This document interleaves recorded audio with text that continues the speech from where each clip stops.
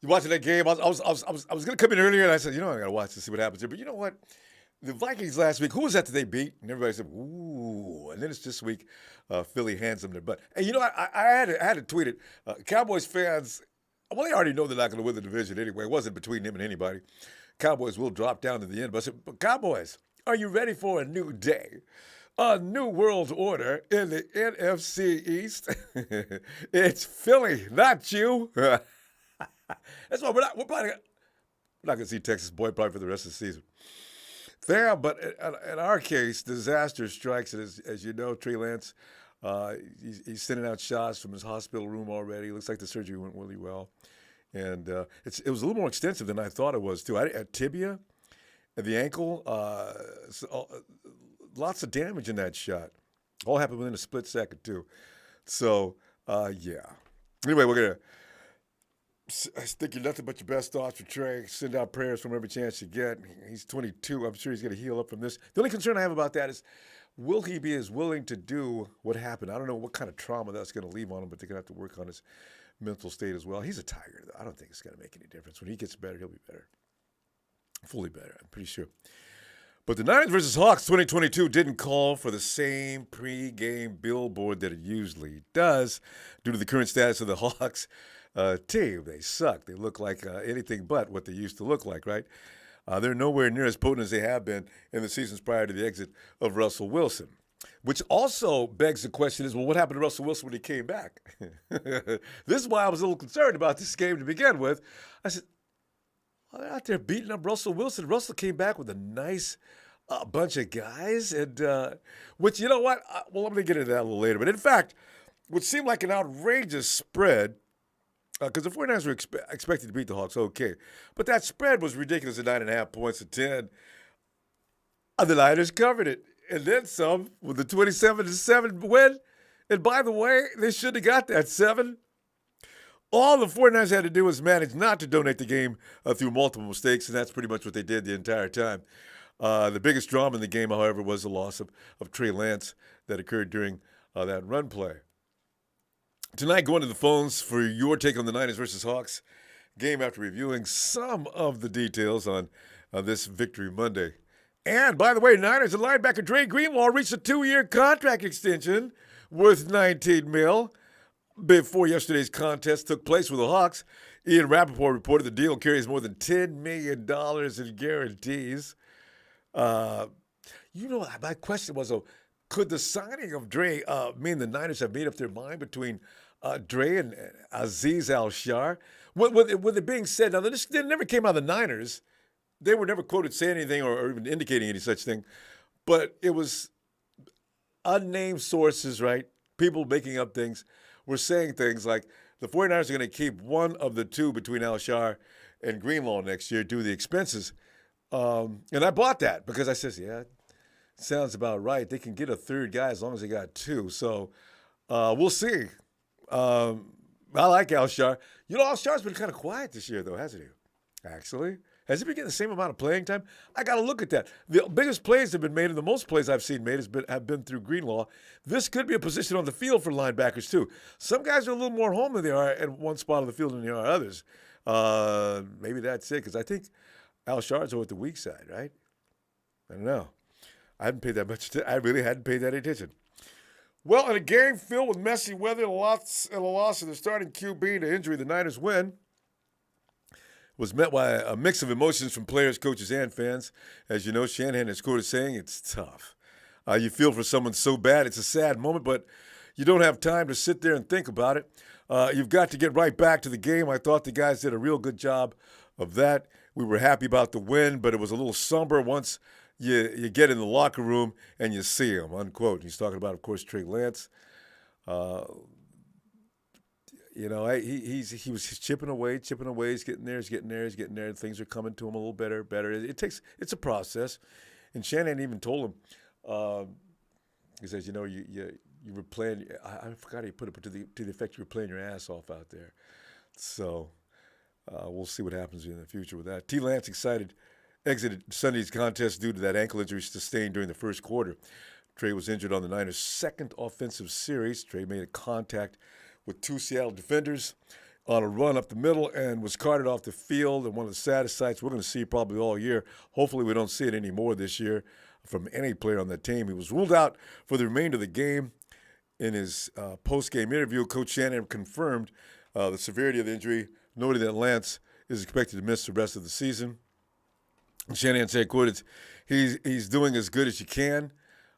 He was just asking me about a couple of the plays before, about some of the reads. That's the type of kid he is, and I'm hurting for him. With Lance working, unquote, with Lance working through an ankle injury, Garoppolo stepped in at quarterback at the end of the first quarter.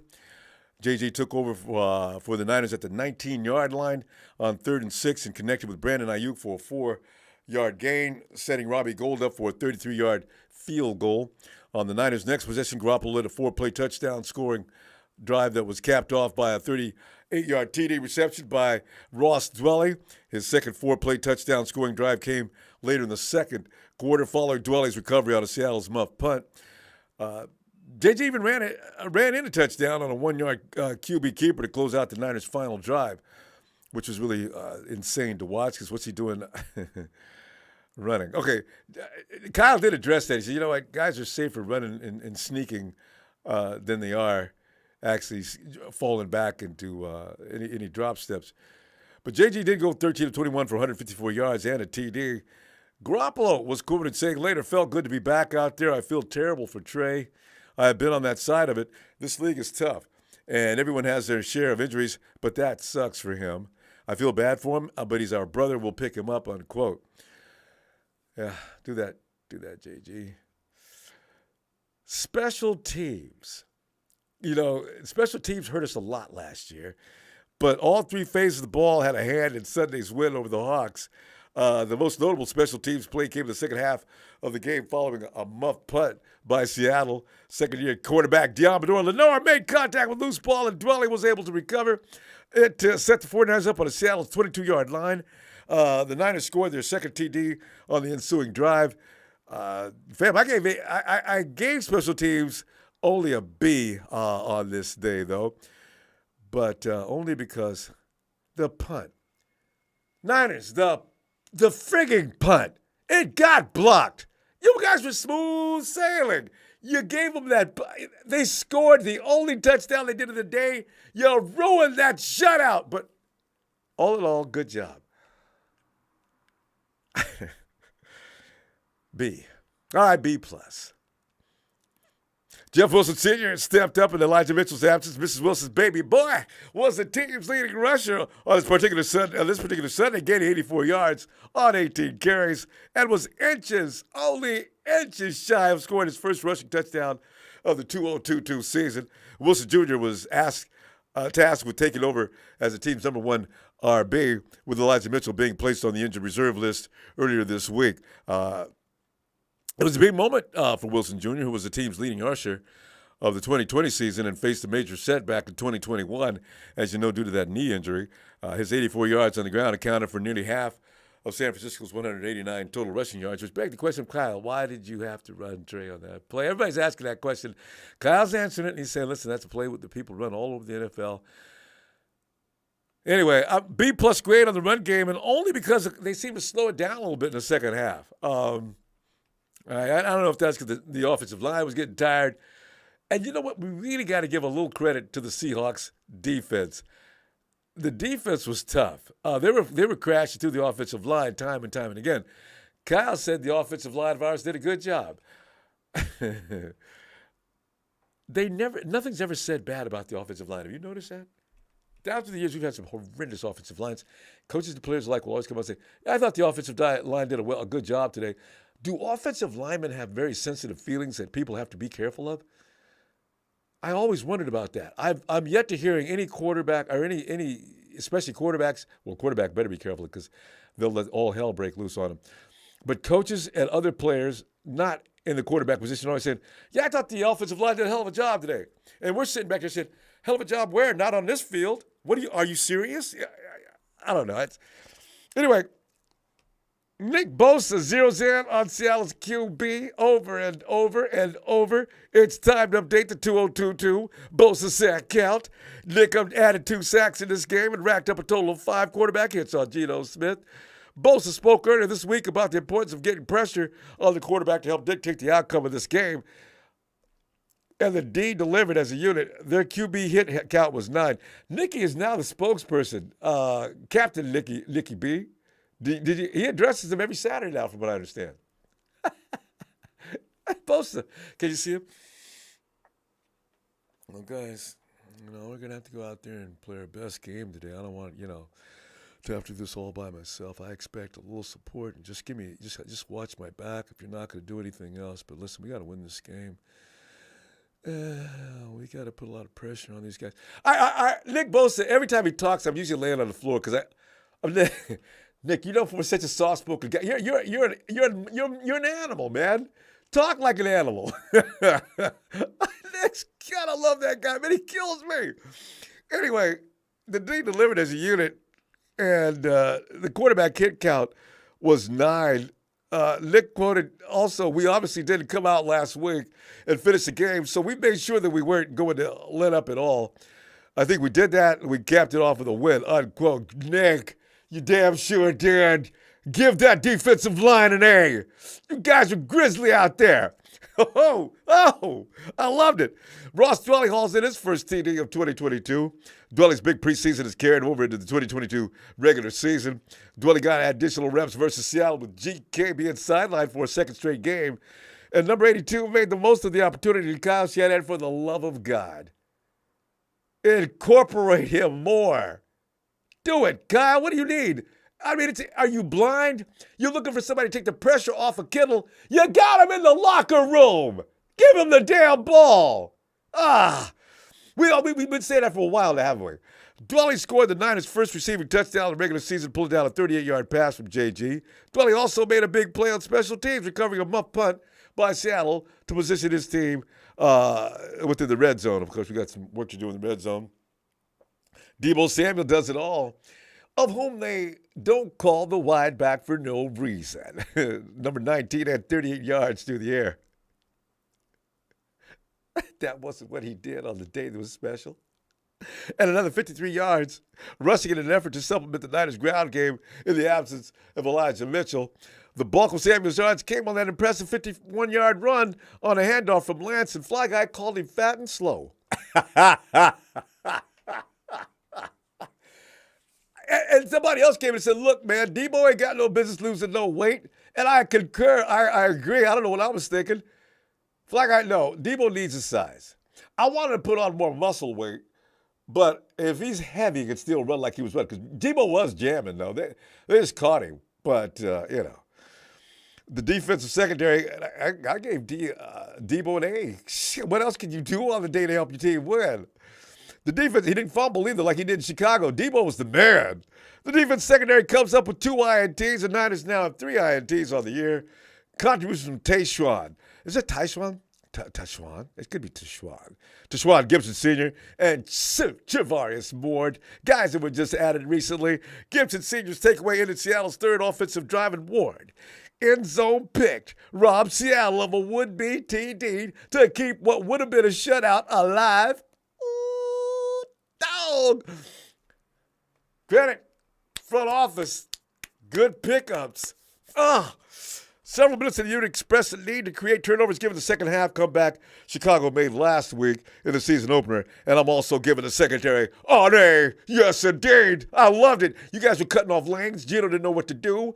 We was getting his butt all day. He had to run a few times. That's what we want to see. This is why I say no matter who we play, I don't care who the quarterback is, this defense is getting polished. And they're going to get sharper as the weeks go by, too.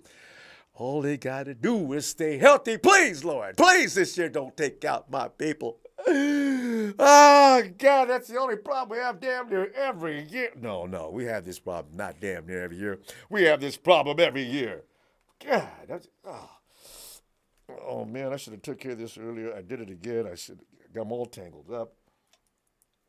There we are. We're free.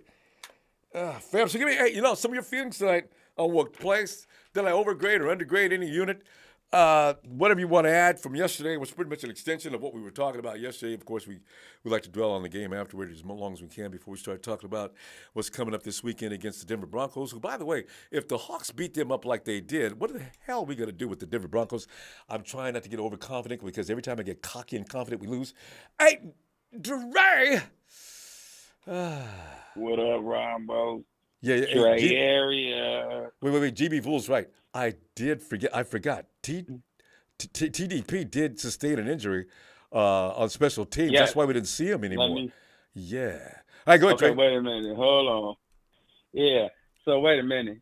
Doggone it. I was kids in here tonight. Last night I was pissed off. I couldn't contain myself. Now I got. Everybody was. But now I'm back, Ronbo. Right. I was saying some words I didn't care. But yeah. Long as mom's not in the room, it's okay. Trey area is still his team. I still got faith in the kid that he's going to come back from surgery. I was reading some comments while I was waiting on you. And I don't know where you find some of your fans that be in your chat. And they call themselves Niner fans. You should see some of the stuff that they saying. None of it make no sense. I try not to see all of it. It don't make no sense. You should try to you should have like a test you got to take, a football IQ test or something before they enter the chat. This look like I'm watching my kids go back and forth. Yeah. Dre, we have this kind of chat. And usually it's not our guys' fault. It's instigators are coming up in here from other teams.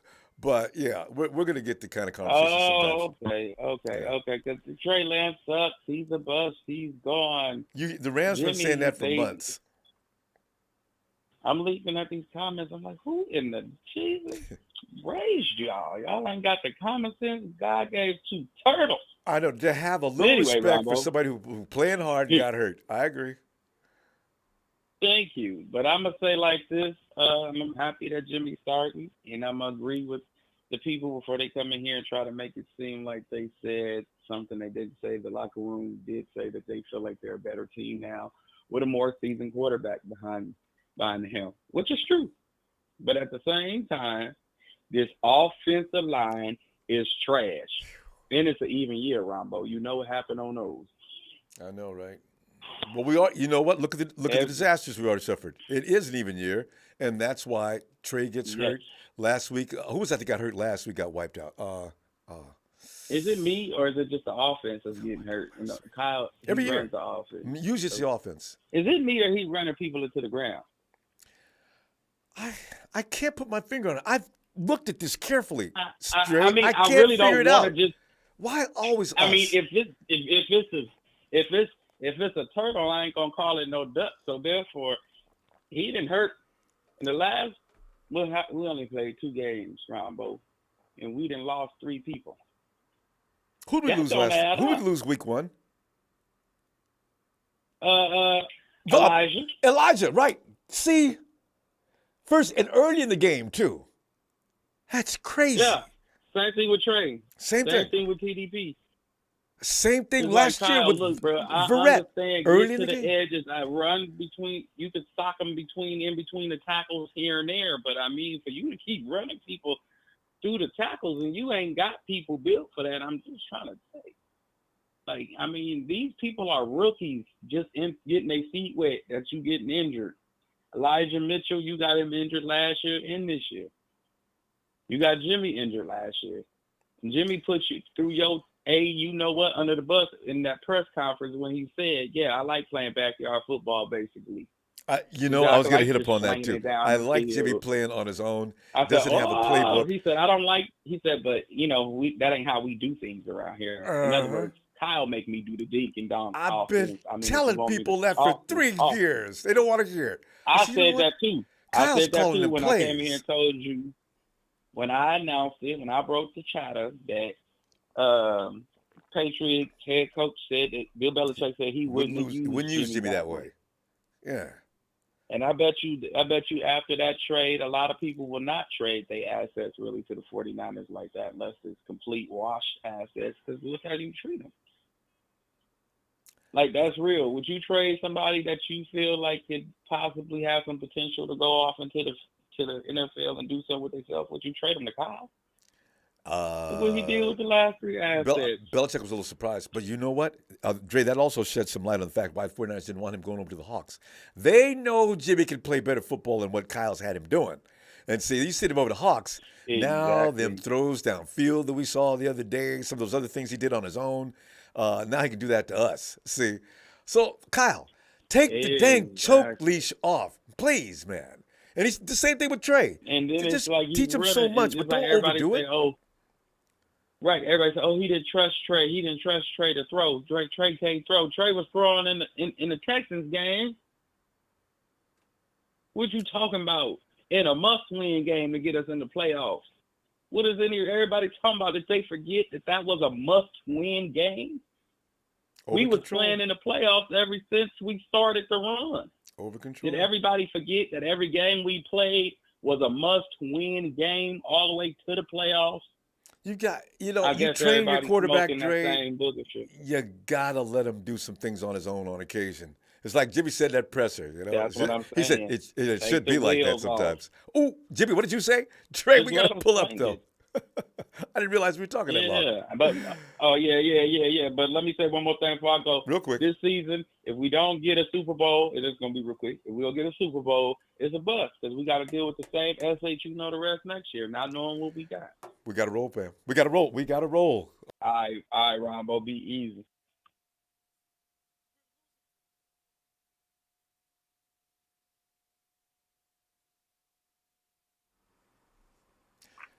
Dre, we'll see. We'll see. We'll see Wednesday. All right. Oh. All right, guys. When I say it's up, what's up? It's up because I'm gonna production's all over me. Okay, because we're late. Okay. Hey, K boy. Yo, what's up, Ronbo? K boy, I gave out some grades and things like that for what happened yesterday. K boy, you know what? You can hit upon any subject you want. Which is pretty much extension from last night. You didn't make it in last night, did you? Did you make it in last night? Anyway. Yeah. I Yeah, was you first did. Yeah, caller you did. I yesterday. remember that now. Yeah. I gotta call Yeah. you. I gotta call you early because it's 10:30 here, so I'm in True. Dallas. So Yeah, that's But, why I'm trying to. That's why I I'm trying to wanna- move along. Okay. yeah, but I wanted to before everybody get on Cal, I just want to remind the faithful. I don't agree with this play calling either, and I do think he put Trey in harm's way, and I like Trey, and I hope he makes a speedy recovery from this. But just think about what we had before he got here and what he has done when he's been here. Even though he's a 500 coach, we ain't been to a Super Bowl, we ain't been to an NFC Championship. We was We ain't basically been an nowhere. interception away of winning. Yeah. We was basically interception away from winning the Super Bowl last Mm. year. If Park would have intercepted that ball, we would have won the Super Bowl. That was the Yeah. play Yeah. right there that lost us the Super Bowl. So I know everybody's gonna come over here like they did yesterday. It was a bittersweet victory for us yesterday. Because I listened to the whole show after I called yesterday. Mm. So I just wanted to address that before everybody gets on and talk about Cal. I know it's Monday Night Raw and he's gonna get grilled, Yeah. and rightfully so, But just temper your frustrations and stuff about Cal and think about what we was before he got here. That's all. But I wanted to say I think a couple of callers had a problem with what I said yesterday about Trey. And then I got to tell everybody too. Stop thinking about those picks that we gave up for Trey. Them picks were gone 18 months ago. Ain't nothing we can do to give them back. That's what it is. They're gonna be a loss in some form or fashion just because he got hurt yesterday. And ain't no way we can get him back. And I was speaking from a medical point, not a football point. I'm a physical therapist. I have worked with pro athletes, NFL, baseball. I haven't worked with no NBA, but I have worked with college athletes, high school athletes. Mm. I have been through worked with people who had that ankle Injury to Trace. the ankle fracture before. Yes, and that's why I say it's going to be a long. That's why I said don't be surprised if they try to head their best again because he's not going to be ready for the beginning part of next year. I can already tell y'all that he's not going to be 100%, and that's going to be a lot to try to. And they try to force him to play next year, game one. I mean, they gonna put him a lot at risk. You got to worry about Achilles now. You got to worry about his knee now because he's going to be compensating first year. That's why I say I would doubt he will be starting next year. He'll probably be back up and he'll probably be coming back. He'll probably be full-time back up halfway through next year. and he won't be 100% next year. Then he got to get over a mental. It takes 2 years to come back. Oh, the mental part. Yeah. Yeah, that's what I'm saying. And then it's going to be the mental aspect of it. That's why I say he's going to be a backup for us for the next year and a half to 2 years.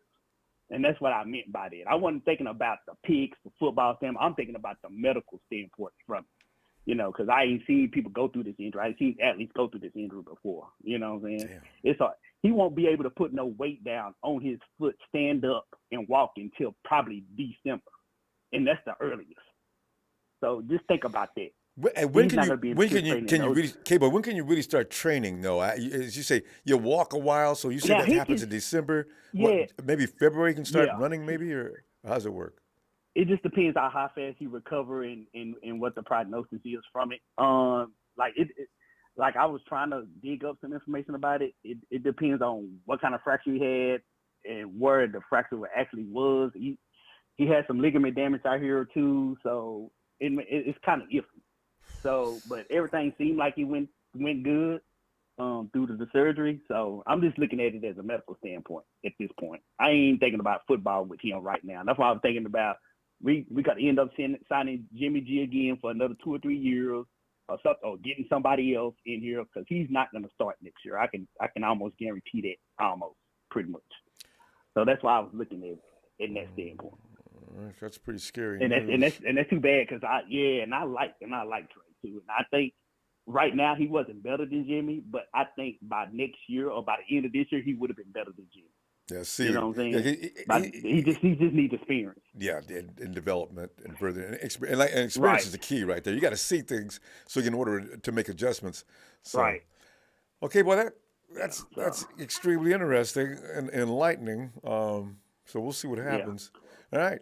Okay, well, good stuff. Yeah. Our clock's out. We're gonna roll. I'll see you. I'll see you Wednesday after the press conference. Okay. Yes, sir. All right, Ronbo. Holla at you. Back at you, fam. Night. Mm-hmm. Hey, yo, KC. I bet you Casey lost some money tonight. You know he bet. Casey probably took the Vikings in the spread. Let's see, Buffalo. I don't know how big a spread they had, but Casey probably No, you take Buffalo. Hey, Casey, am I right?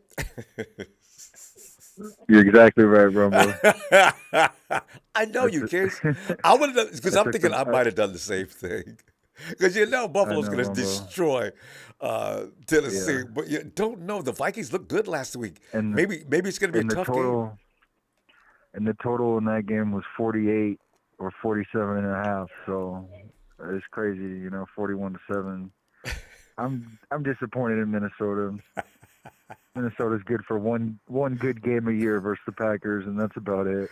Remember, the Packers are ass, though. You should have thought about that. They are complete butt cheeks right now. So with the Vikings dead, most teams probably could have been. Maybe Texas could have beat them too. So Aaron Rodgers again destroying people's lives. Jesus. So yeah, man. The Bills might go 17-0. Man, they look polished. This early in the season, man. And focused, man. They look serious. Yeah. Dang. Yeah. They'll probably lose to the Bengals or the Patriots at the end when they rest Josh Allen or something. They won't lose to the Bengals. The Bengals are struggling mighty. That offensive line, all that work they did to get it better, didn't make any difference. Burrow was biting dirt all day. I said, man, wait. You guys wouldn't spend all that money to beef up that offensive line. He can't get no protection. He's looking at that offensive line now. He's looking at the rush. Can you imagine? When a quarterback does that, he's dead meat. Yeah, Joe. I love me some Joe Shiesty though, Ronbo. I haven't lost faith in Big Joey B, but and they got something to work out over in Cincinnati if they want to get back. Well, you picked it right. I think the odds makers did it. It's going to be Buffalo, fam. Unless something happens to injury-wise, I don't know who's going to stop that machine, man. Buffalo and the Dolphins in the AFC Championship. Right. What I'm thinking. Isn't that a kick in the head? The Dolphins look scary, man. That was such a great game. That was actually one of my favorite games I've watched. It's ridiculous. Because I knew the Dolphins were going to come back. Points. But I didn't know they'd. I know, man. In the fourth quarter, that was crazy. Waddle 140 yards. Hill 100-something. I think they had identical yardage. They were just bouncing off each other. I speed kills. Oh my! Even Mostert put his speed involved in there.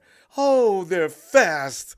I know, and it's such a shame we don't get to watch Trey and Danny Gray this year. Now, here we are talking about other teams to keep the mood light and everything. Because I'm not happy with Kyle, man. We talk. There's a play I always talk about from last season where they punted the ball at their opponent's 37. I don't even remember who it was, but they punted at 37, and I won't forget that play. And I won't forget the 4th and 1 quarterback sneak at the Seattle 11 in the third quarter, up 20, and then settling for a field goal when they get to the 3-yard line. I don't know what Kyle's thinking. It was bad coaching. Got some work to do in and it doesn't matter. It doesn't matter who's at quarterback. Kyle's just going to run him, and he's not going to know when to pass. He's not going to know when to run. Well, Kyle said about that quarterback sneak. Guys, I've never lost a quarterback on a sneak. They are the more danger when they step back. Did he really say that? He said that. Well, you're only as good as your last, Kyle. Just because Kyle it always hasn't happened he will yet always doesn't back mean... his own actions up, though. He'll tell you in a minute. What are you talking about? No, I'm just surprised Kyle even saw the play. Yeah, from where he's standing, true. I said, Kyle, you got one quarterback left. You don't even dress, bro. It's going to be Juice is going to have to come at QB if anything happens to Jimmy. What are you doing? So. Man, I know Juice or Debo. Oh man, more like than Juice. Debo, he can make a trick play, but Juice actually doesn't know how to quarterback, from what I understand. Yeah. I mean, he went to Harvard. Come on. Actually, it makes me wonder whatever happened to Mohamed Sanu. They had him for a while. He can spin too. Yeah, he's got a career 158.3 quarterback rating. There you go. Where is Sanu this year? Did he try out with us? I have no idea. No idea. Anyway, Casey, Ronbo, did you? Go ahead. What's up? No, I was just gonna say, did you see how happy Bosa and Jimmy were on the sideline yesterday? No, that was pretty funny. Well, everybody was over there beating Jimmy up after the game, and just like an old buddy's back or something, But they never stopped liking Jimmy. I mean, the feeling they've developed, that bond will never be broken. Even if Jimmy goes to another team, they're never going to forget him. Jimmy's never going to forget these guys. I thought it was weird, just the whole vibe. I mean, Jimmy does his little hop off the field at the end of the game, and the let's goes, and it's just imagine being in a coma at the start of like March, and then you wake up yesterday and you go, who's the quarterback for Jimmy Garoppolo? Just this whole thing is a Twilight Zone. I mean, who would have guessed this feeling? I would have never guessed in week 2 that we're going to see any of Jimmy. Man. I just didn't even think about that. That's strange. Yeah. But Ronbo, I mean, this team finished 3rd place in the NFC West last year, and they made the NFC Championship, so there's a great roster of players that know what to do once they get to the field, and it's up to everybody to stay healthy. And please, they could do it. It'd be something if they won the Super Bowl this year. That would be pretty crazy. It would be insane. Casey, we got to go though. I'm gonna get pressured out of here. So listen, we're gonna see you Wednesday, and after see what Kyle has to say Wednesday. It's always what after Kyle says. All right, fam. All right, Ronbo. Appreciate you, bud. Have a great night. Thank you, man. Thanks, fam. And,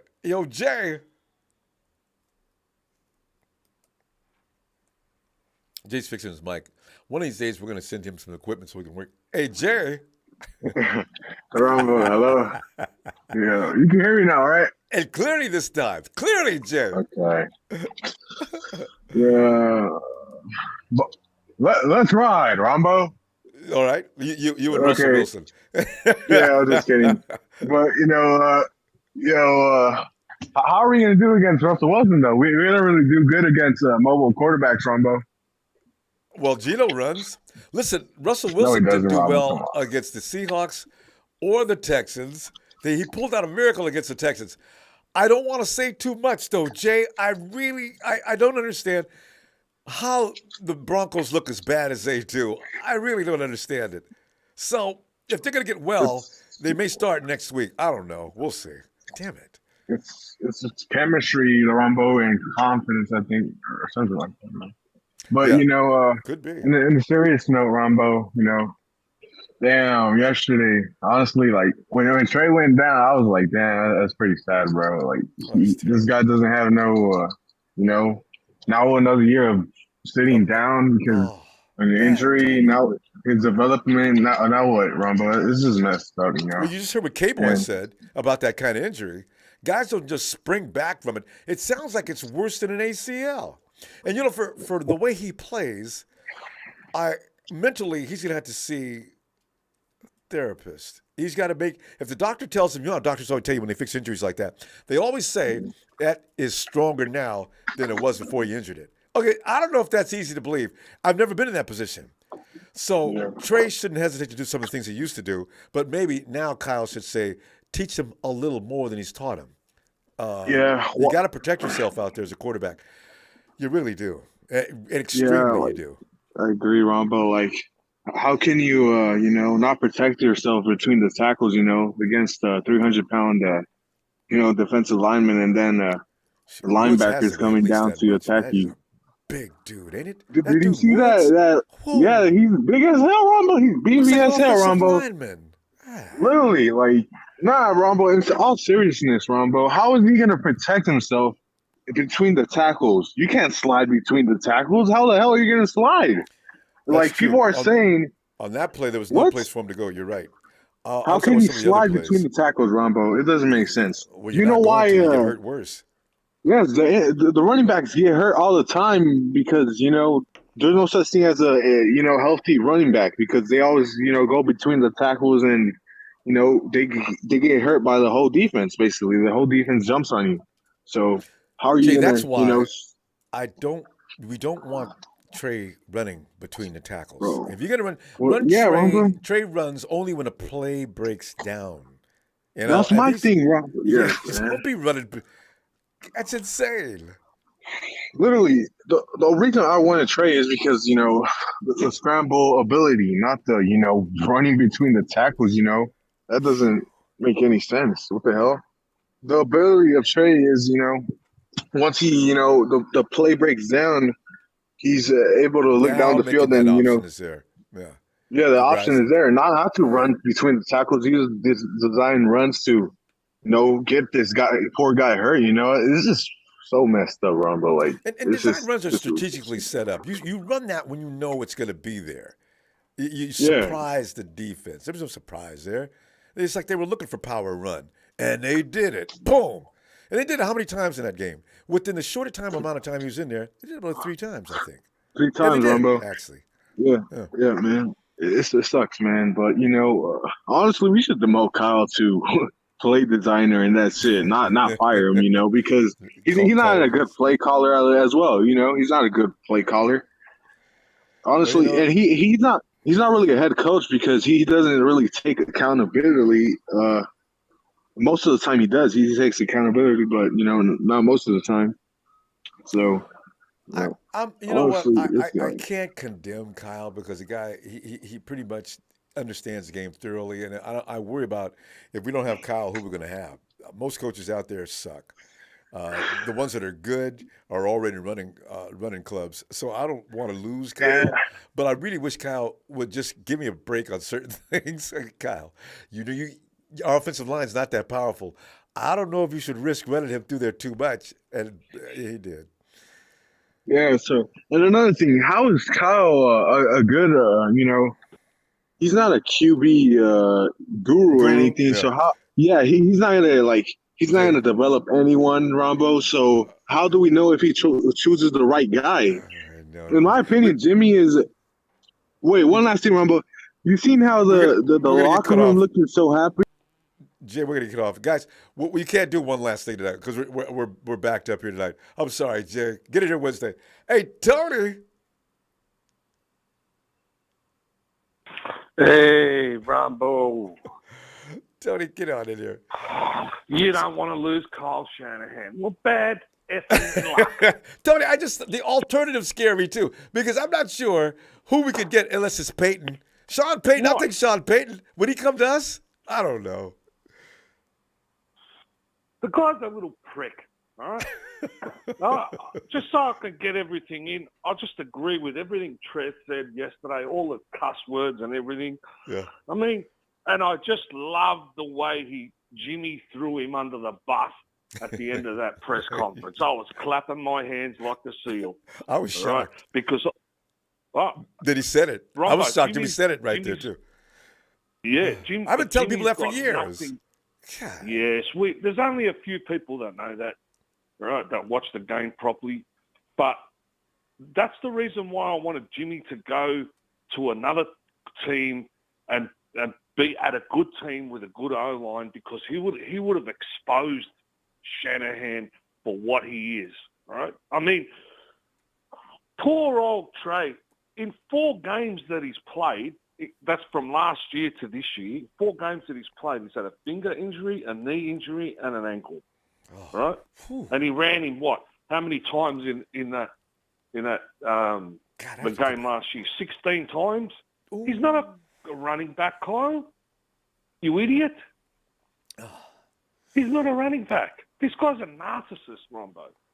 I mean, you remember he even told us how he treats his wife when they go house hunting. I hate this, I hate that. Right. His poor wife goes like, "Oh, babe, come and have a look at this house. I really love it. I want to live here." He walks in, "I hate this, I hate that, I hate this, I hate that, I hate this, I hate that." He also said last year that he says, you know, what about that thing about you wanted him to be more like the guy over in Baltimore, and somebody else. No, he's not a running back. That was his last line on that tweet. You know what the cracker was? Who? On the breakfast show, the roast in San Francisco, Chusky and what's his name, the other guy.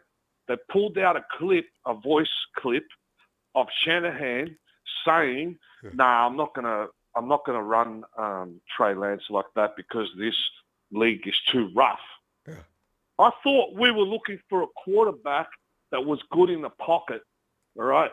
And that's why they got this kid, because he played most of his games under center, and he was first a pocket passer.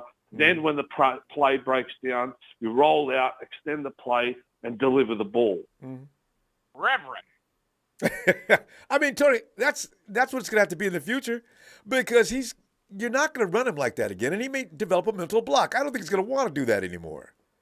Actually, I mean, look what he does to CJ, to Mullins. He nearly killed him.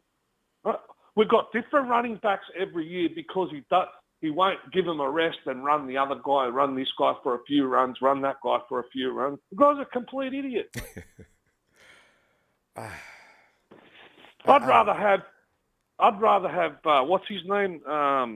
That's on holidays now. Fangio. I'd rather have Fangio there, and I bet you if you put the Hall of Famer John Lynch in Kyle's place, he'd do a 10 times better job. You know, and Kyle's not changing his philosophies, so I don't know what's going to happen next. But that's because he's a narcissist. Yeah. You look up the word narcissist, and there's a picture of Kyle right next to it. Tony, I'm just afraid of the option. If we're going to get somebody else in there, I like Sean Payton. Fangio would have to find an OC. I don't know. It's scary. And like K-Boy pointed out, we were losing before he got here too, though.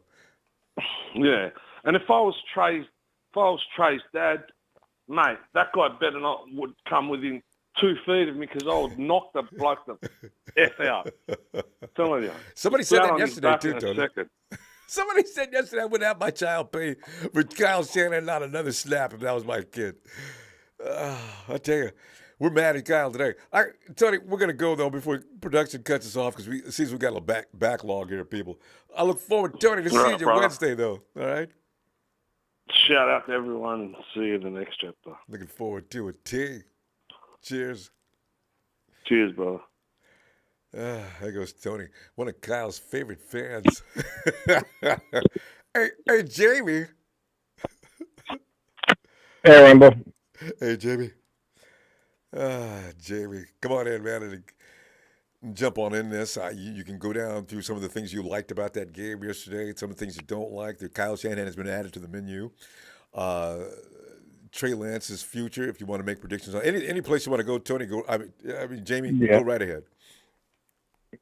Hufanga has turned into a ball player. Oh, that's a good place to go. Say that right off the top. Yeah. Yeah, that's a positive. This kid's a ball player, and he's going to stay. Yeah, I like that kid a lot. He's changed night and day from last year. Night and day. Hey, I mean, it's anticipation skills, bouncing on things, always where the ball is. Look at him. Yeah, he's confident, and he's making his moves. He's slapping balls in the air. That should have been his pick. Yeah. He made it possible still. He got his hands on it. Yeah. That's all. Yeah, and he still slapped it up in the air so someone else could get it, Right? He didn't knock it down. Yeah. So that's a positive. And did you see the size of that Lewis guy in the middle of their line?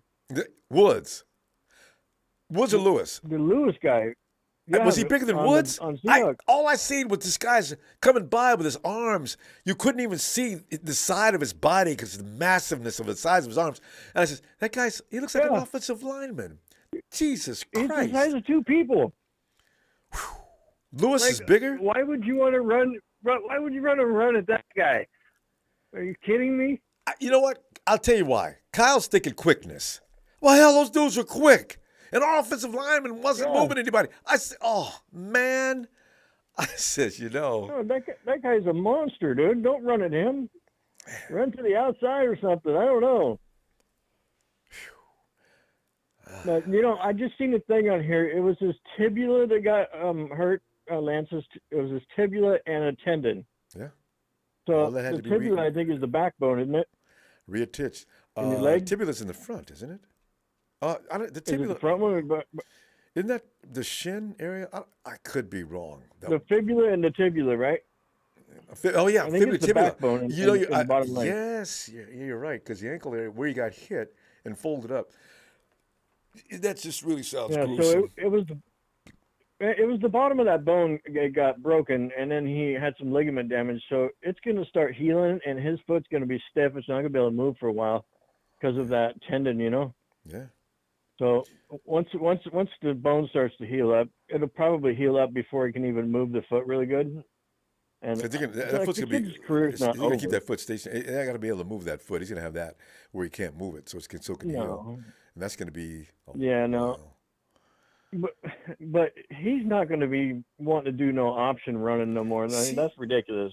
That's what I was thinking. Do you want to do that again? I don't know if I'd want to do that again. No. And Kyle shouldn't put him in. He's not going to want to do it. Kyle shouldn't do it.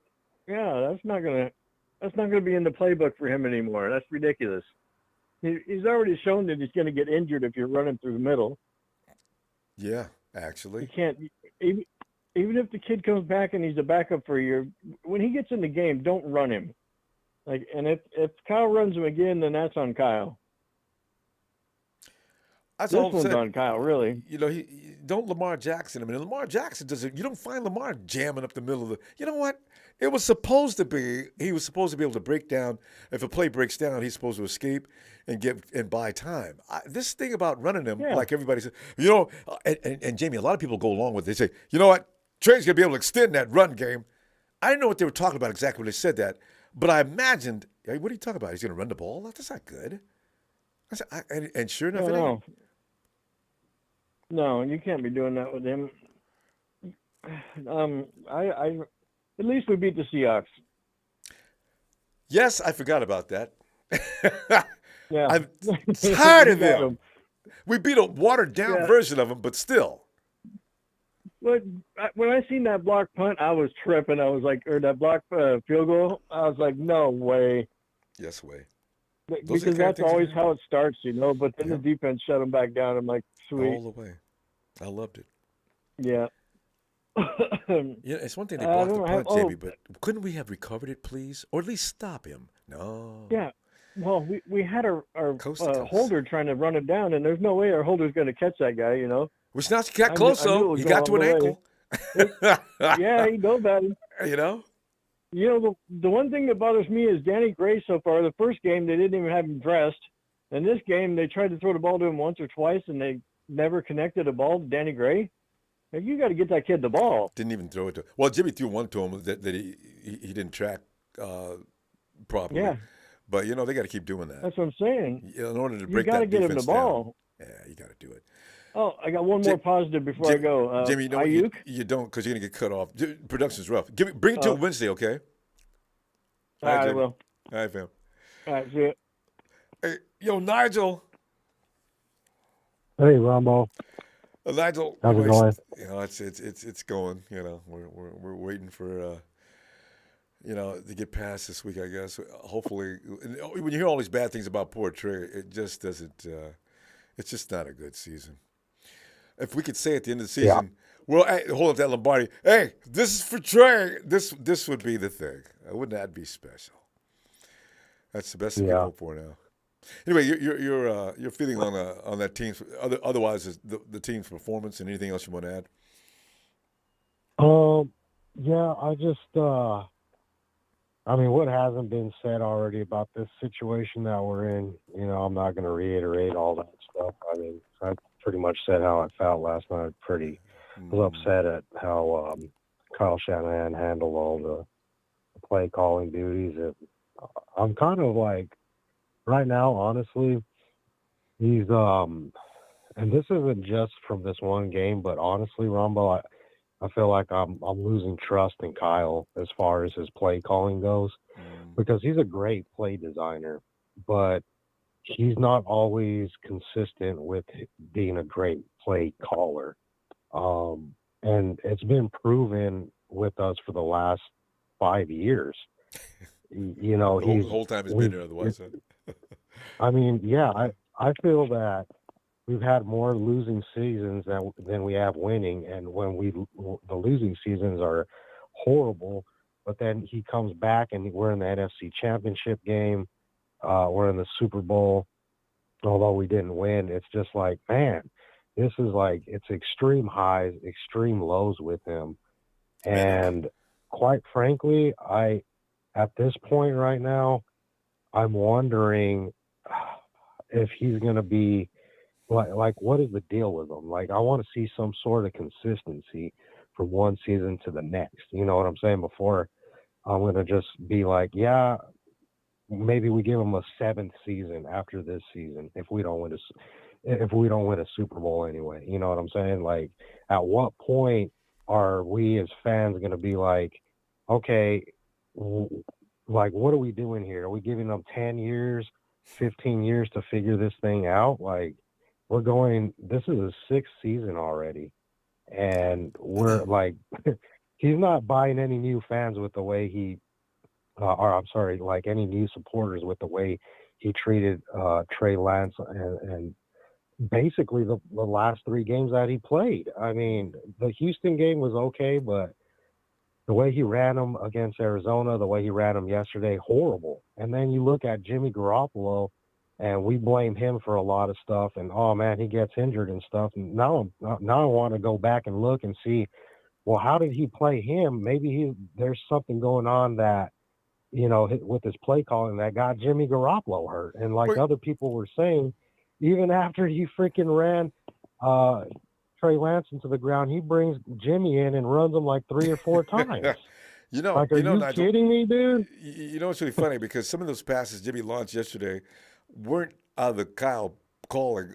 He even said, we played a little loose out there, but it should be like that sometimes.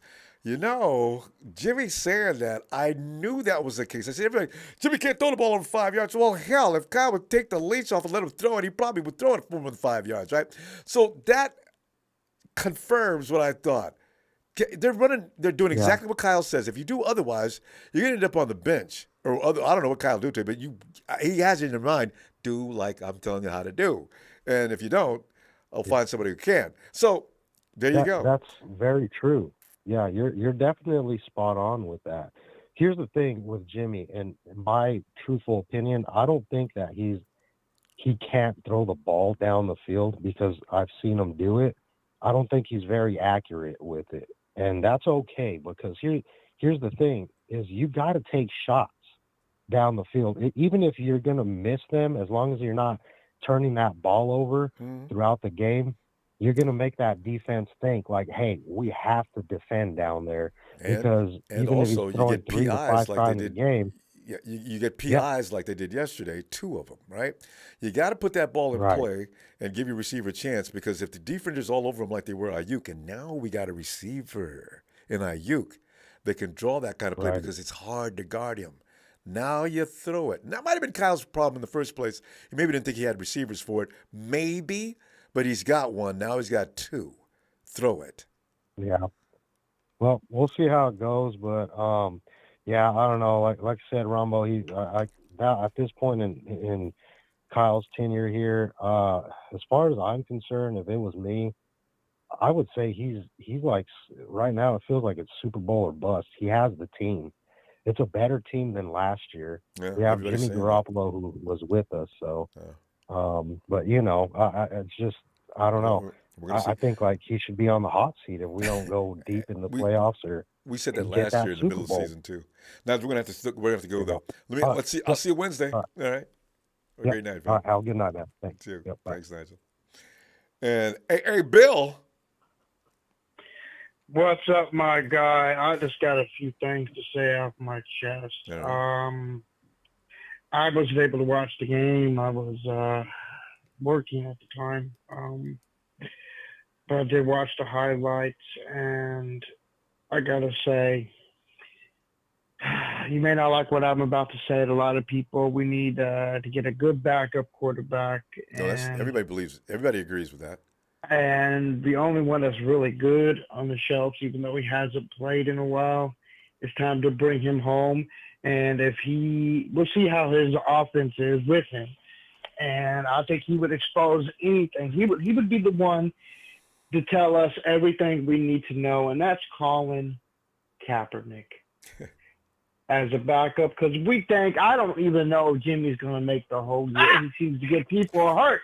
I know you don't want to hear that. We need a backup. Or the season could fold, and who knows? Jimmy could ball out and be back next year, ball out, get us a couple Super Bowls. Jimmy so has a he can be tendency the to better get hurt, team. and you're right. No, it's not Jimmy has a tendency to get hurt. It's Kyle has will a get tendency you hurt. to get players hurt. Maybe. And who knows? Kyle may say, no, I don't want to go there. I've seen what's going on over there, and I don't want to get my leg broke. You may not call him, but give it a shot. Let's see where it goes, and we'll find out the truth. And as a replacement, Harbaugh's out of the question. He did a 5-year extension with Michigan. So, fortunately, we may have 5 Harbaugh and years Jed. with Shanahan, Harbaugh regardless. and Jed probably still have bad blood. There's only that, one that, guy. that could die out. We got the team. It's a Super Bowl ready team right now. Yeah. Right now, I'm saying, but who knows what will happen in 5 years. But we're going to be stuck with Shanahan for a very long time, whether we like it, whether we don't. Mhm. This is how it's going to go. Even if it's Super Bowl or bust, I don't think that's happening. That's not Well, he's not going to get happening. fired if we don't. No, you're right about that for sure. No, Jed he's likes staying Kyle. for a very long time. Yeah. He's staying for a very long time. So it's time for Kyle to wake up, and a message to him: you better go get Colin Kaepernick before Cowboys do, because they got their eyes on him. And I'll tell you what, if Cowboys get their hands on Colin, Bill's you in better Texas. be worried. Wait. Are Yeah. Did you seriously hear that? I seriously heard it. I seriously heard it from the grapevine. I got It to would wait make on a sense, person. Don't want actually. his name dropped. It. Yeah, but and he would. Bill, here's one thing though. Jerry Jones, he just hated Kaepernick. What was that 5 years ago? He was seething. He dared any one of y'all take a knee during the game. I'll Jerry put you out of Jones here. is on his retirement. You know, He's close to his retirement. Well, Let me tell you a little something. He'll eat a little crow just to put a ring on Dallas. He don't care what it'll take. He's hired felons. Let's just think here a little, Ronbo. He's I hired bet against it felons though, Bill. before. Because he's going to tell Kyle. Oh, Can yeah, you we'll imagine see. him and Kaepernick having a conversation? Listen, I love the way you play football, but I'm going to tell you right now, I'll sign you right now today. But you tell me right now, you promise me you will not take a knee during the national anthem. I can tell you right now that's what he's going to say. I hope he And does. you know how I Kyle hope he is. does. I mean, there's no way Cap is going to say, Mr. Jones, thank you for your time. And bleep, bleep, you know, and he's out of here. That'd be the end of that conversation. So, you know. But I hope we go a long ways. I'm not gonna be able to catch you Wednesday, but I'll have to catch you another day. But like I said, not even Sunday. But I want to say this: they need to sign him. We need to be excited still, and just have a little on the side, and hope Jimmy can say, I got to go play somewhere else. So he needs to start being a little bit like, no, Kyle, I'm going to do a little what I know how to do, be a little bit of Tom Brady. Mm-hmm. He needs to step up and learn from a little bit of Tom Brady and say, hey, I'm a good player. You making me look bad. You we might making see me that look this year. really bad. Because Jimmy said my last year. I got nothing to lose. Yeah. Mm-hmm. Stop it. Right. I'm going to ball offense. out, and I'm going to get ringed because if you don't want to sign me next year, that's fine. But I am going to ball out and put a ring on here. And for all you people that's ever hated me, whatever. I know Jimmy is a better player than what people say he is. Bill. So I'm going to say this. Put that poster back No, on I'm your not wall. putting that Give me a poster back 90 up. count out. All right. How'd Are you you ready? what? I'm not putting that poster back up. It's Whatever. too controversial. Cool. But anyway, Phil, Bill, let me see you. We'll see when we see you then. Hopefully soon. All right. Are you ready? 3, 2, 1. Niners!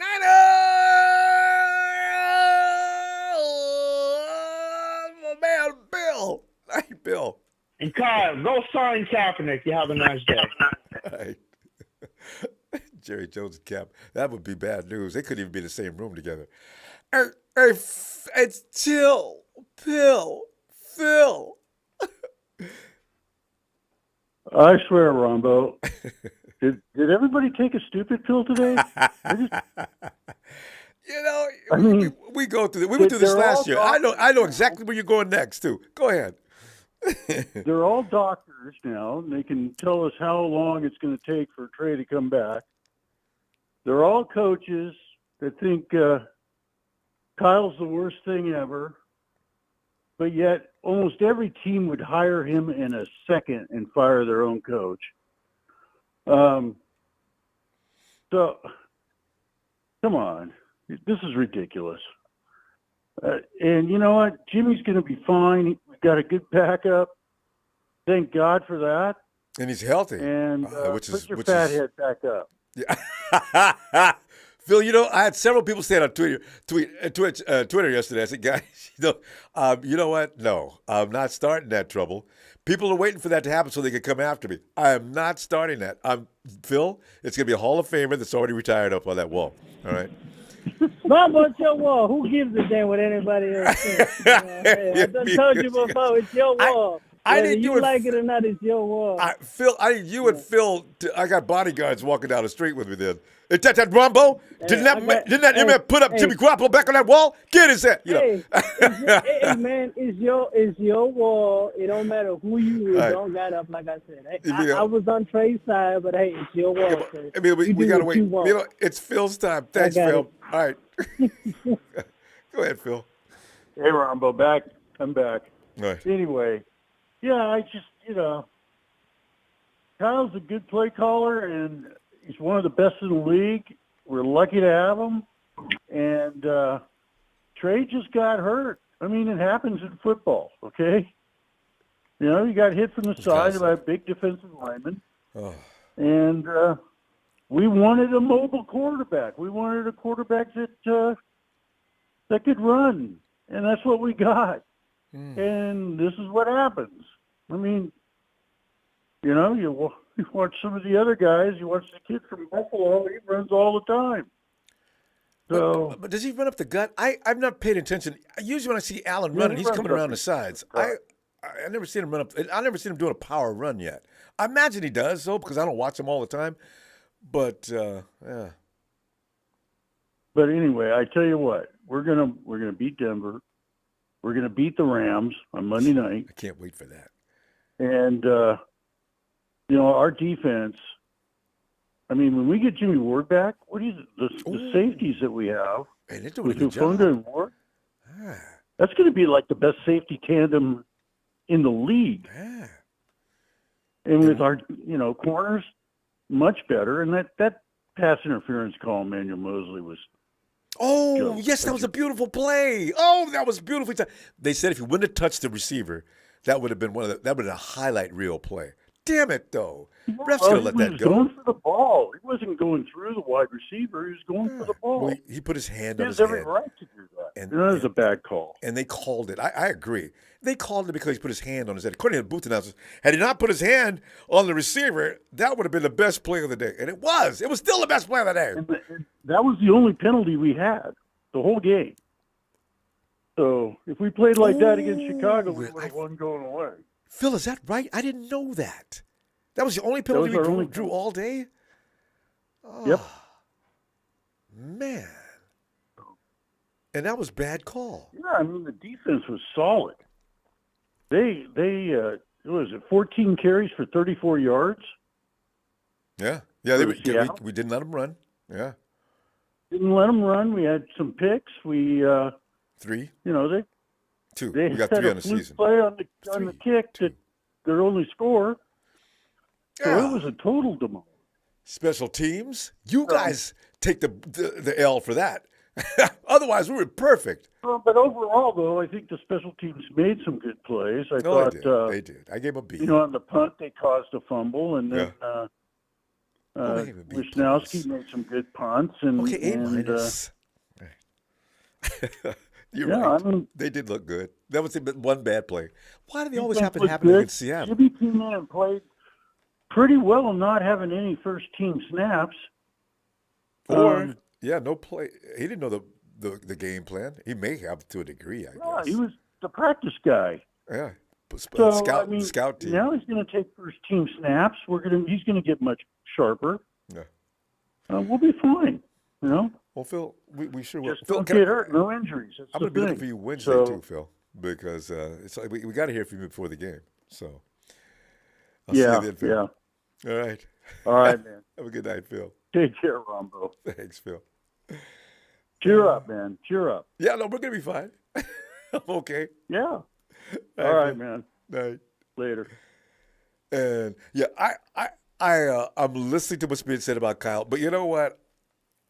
I agree with a portion of it, but I don't want to see him fired. I just want to get that out there now. If everybody's taking notes, I don't want to see him get fired. And he would get picked up in a heartbeat as soon as we fired him. Kyle Shanahan has created an atmosphere, a culture, amongst other things. He makes plays that we question. But no matter who we get in here as a play caller, we're going to question him too. That's the way it is. Hey, Santana! What's up, Ronbo? How you doing? Santana doing all right, man. I just don't want to. I just hope we beat Rusty Wilson because before they wake up. But otherwise, this game, I'm still dwelling on this. How you feel, man? Are some of your thoughts changed from yesterday? What are you thinking today? I'm still saying, man.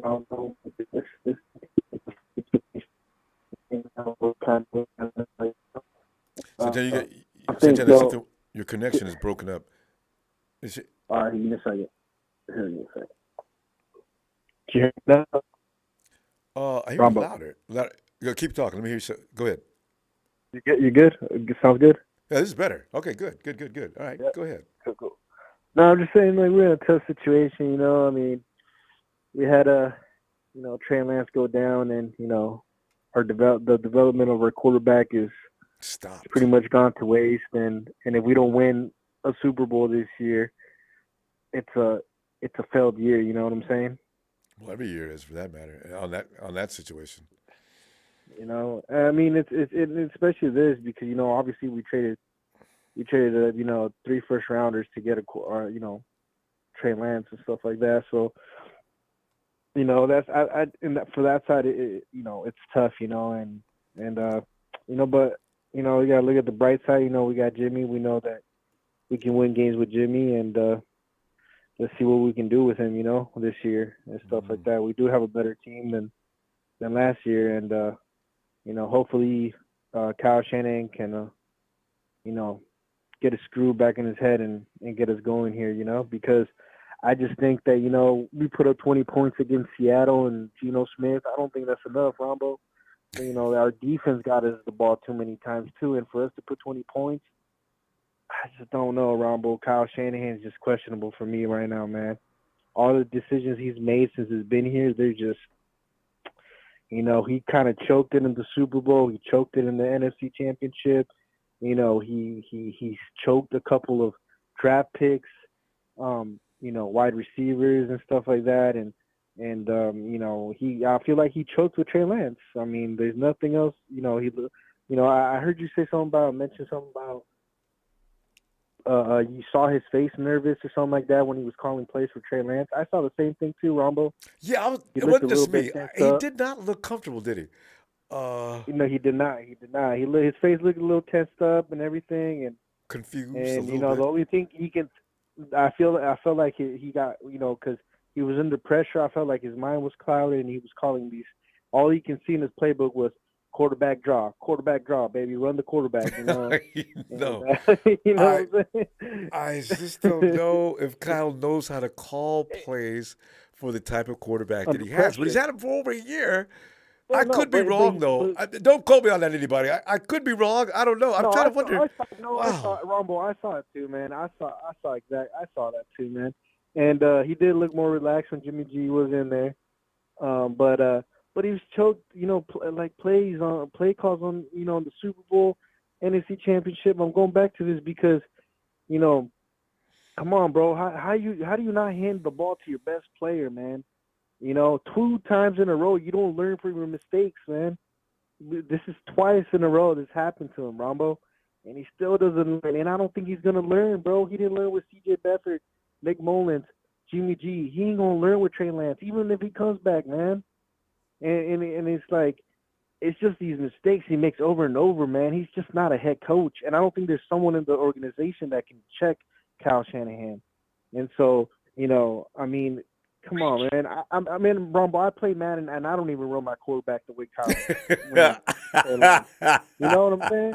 That's a comparison. Damn. But we'll see, man. Hopefully, Ronbo, we have a good season and we'll make it far. And I don't expect anything else but a Super Bowl, Ronbo, because we've been with this roster for 4 or 5 years, and so. I think we're as 49ers, fans. We're in our right to ask for a Super Bowl, and nothing less. These guys have been playing together, especially this unit now. They've been playing together too long not to know what they're doing. Exactly. Still could have used Alex Mack at center, but we should be, we'll see. Oh man, yeah, we'll see, man. But yeah, Ronbo. I mean, I'm excited to face Russell Wilson. Hopefully, we can beat him in Denver. You know what I'm saying? But, the Hawks beat them. Hey, what is it, a Sunday or Monday game? That's a Sunday afternoon for us, yeah. All right, fam. All right, Ronbo. I'll let you go, man. You have a good one, man. You too, Santana. Always a pleasure. Night, fam. All right, see ya. And there he is, my dog. It's Roof, Roof, Roof, Roof. Howard. Ooh. That sounds like a chihuahua running around. Bite him. Howard, man. What's happening? After the days gone by and some of the things that are being said around the NFL, people are shocked. And, after you've taken in all this day and heard the things that are being said, what is your mind? Where are you at with this right now? I'm still pissed off at Kyle, man. He started this fire. He's better be able to put it out by winning the Super Bowl. That's all I got to say about that. Oh, man. All these people just using Trey Lance's injury to further push their narrative about Jimmy Garoppolo being the better option, or he wasn't gonna last past 3, 4, 5 weeks, or whatever the case they were betting on. To say that stuff Jimmy now be is back just in. plain mean. It really is. Exactly. That's just tasteless, man. Come on, man. That's tasteless. And all of this could have been avoided. All of this could have been avoided if he just played the kid like he does with Jimmy Garoppolo, like a quarterback. You know what I'm saying? And that's it. You heard what they said at halftime. The field reporter says, I asked Jimmy G, did he have any kind of game plan set up for Jimmy Garoppolo? He says, well, we pretty much threw out all the run plays. And I said to myself, Kyle, you were running, you had Trey penciled up for a lot of run plays. How come, I don't know why you would do that. It wasn't safe out there to run too much. I mean, if there was an opening, if you could set the defense up so you could run a design run, but he was running in between the tackles like a running back. And some people are saying that's normal. Kyle said that's normal. He says, you seen Buffalo? They do it all the time. Oh, God, okay. Well, They're not running up the middle though. They're running outside. I didn't see that either. That's why I said I thought that he usually, if a play breaks down or if he sees an opening, he takes off. But just to have that as a play, his inexperience too, it's risky. He's just trying to find excuses to know that he messed up. You know what I mean? He knows. He's just not trying to admit it because he wants to still be known as this offensive guru genius that everybody's been putting him on this pedestal for so long. So at the end of the day, if you're such an offensive genius, you can come up with more creative ways to run the ball other than running him up the middle. Like, come on. Point. Yeah, he'll tell you, though, there's only so much you can do from the line of scrimmage. But at the same time, Kyle, you know what? Roll out, play action. Let's where are those things? Field if you can find somebody, Kyle. Don't keep running. Where are those things, right, Ronbo? Yeah. Right. Where are those rollouts? Where are they? We haven't seen them since last year. And it's like the first game, he didn't really do any of that at all. One time he did it. He got to throw it in the dirt. All right. He didn't even go back to it. He didn't even do it at all. See, Howard, it could be me, crazy. But Kyle doesn't seem to like play action anymore. You know, year before last, 2 years, 19, Jimmy Garoppolo, his best percentages were when they were out of play action, get out of the pocket, roll out, and look around. This last year and this year, he seems to have said, I'm not doing any more play action. Why, Kyle? That's your bread and butter. If people don't know what we're going to do, if you're play action, passing, and running, defense is on their heels. And all of a sudden you just quit doing that? Why? This is the only thing I question. That is the main thing I question. Why don't you like to do play action anymore? You didn't even do it with Trey. Yeah, man. It's strange, Like, this is why I like Gary Kubiak. Like, he came from the Shanahan tree, you know what I mean? He was doing it with Matt Schaub, for Christ's sakes. And he was doing damn good with it. He was doing it with Matt Schaub. So Matthew People says if you could do it with them, you could do it with Trey. But Matthew People says Kyle's the highest percentage of play. I still see it. I see under center at least 80% of the time. Matthew, I'm sorry. I'll look again, but I'm not seeing that. I guess maybe other teams don't run play action at all then. Maybe that's what it is. I don't know what he's thinking. That's all I'm thinking. He's trying to outsmart himself. It's like, just do what's simple. Keep it simple. Stop trying to be cute and trying to prove a point to other people that, hey, I could win it my way, blah, blah, blah. No, just play like it should be. You know what I'm saying? Just do it. Just don't get nobody hurt. That's your job. It's not to get your quarterback injured. Everybody keeps saying, oh, well, you wanted a mobile quarterback. No, we wanted a quarterback who could throw the ball down the damn field and could stretch the field with his legs. There you go. Howard, we got to stop, though.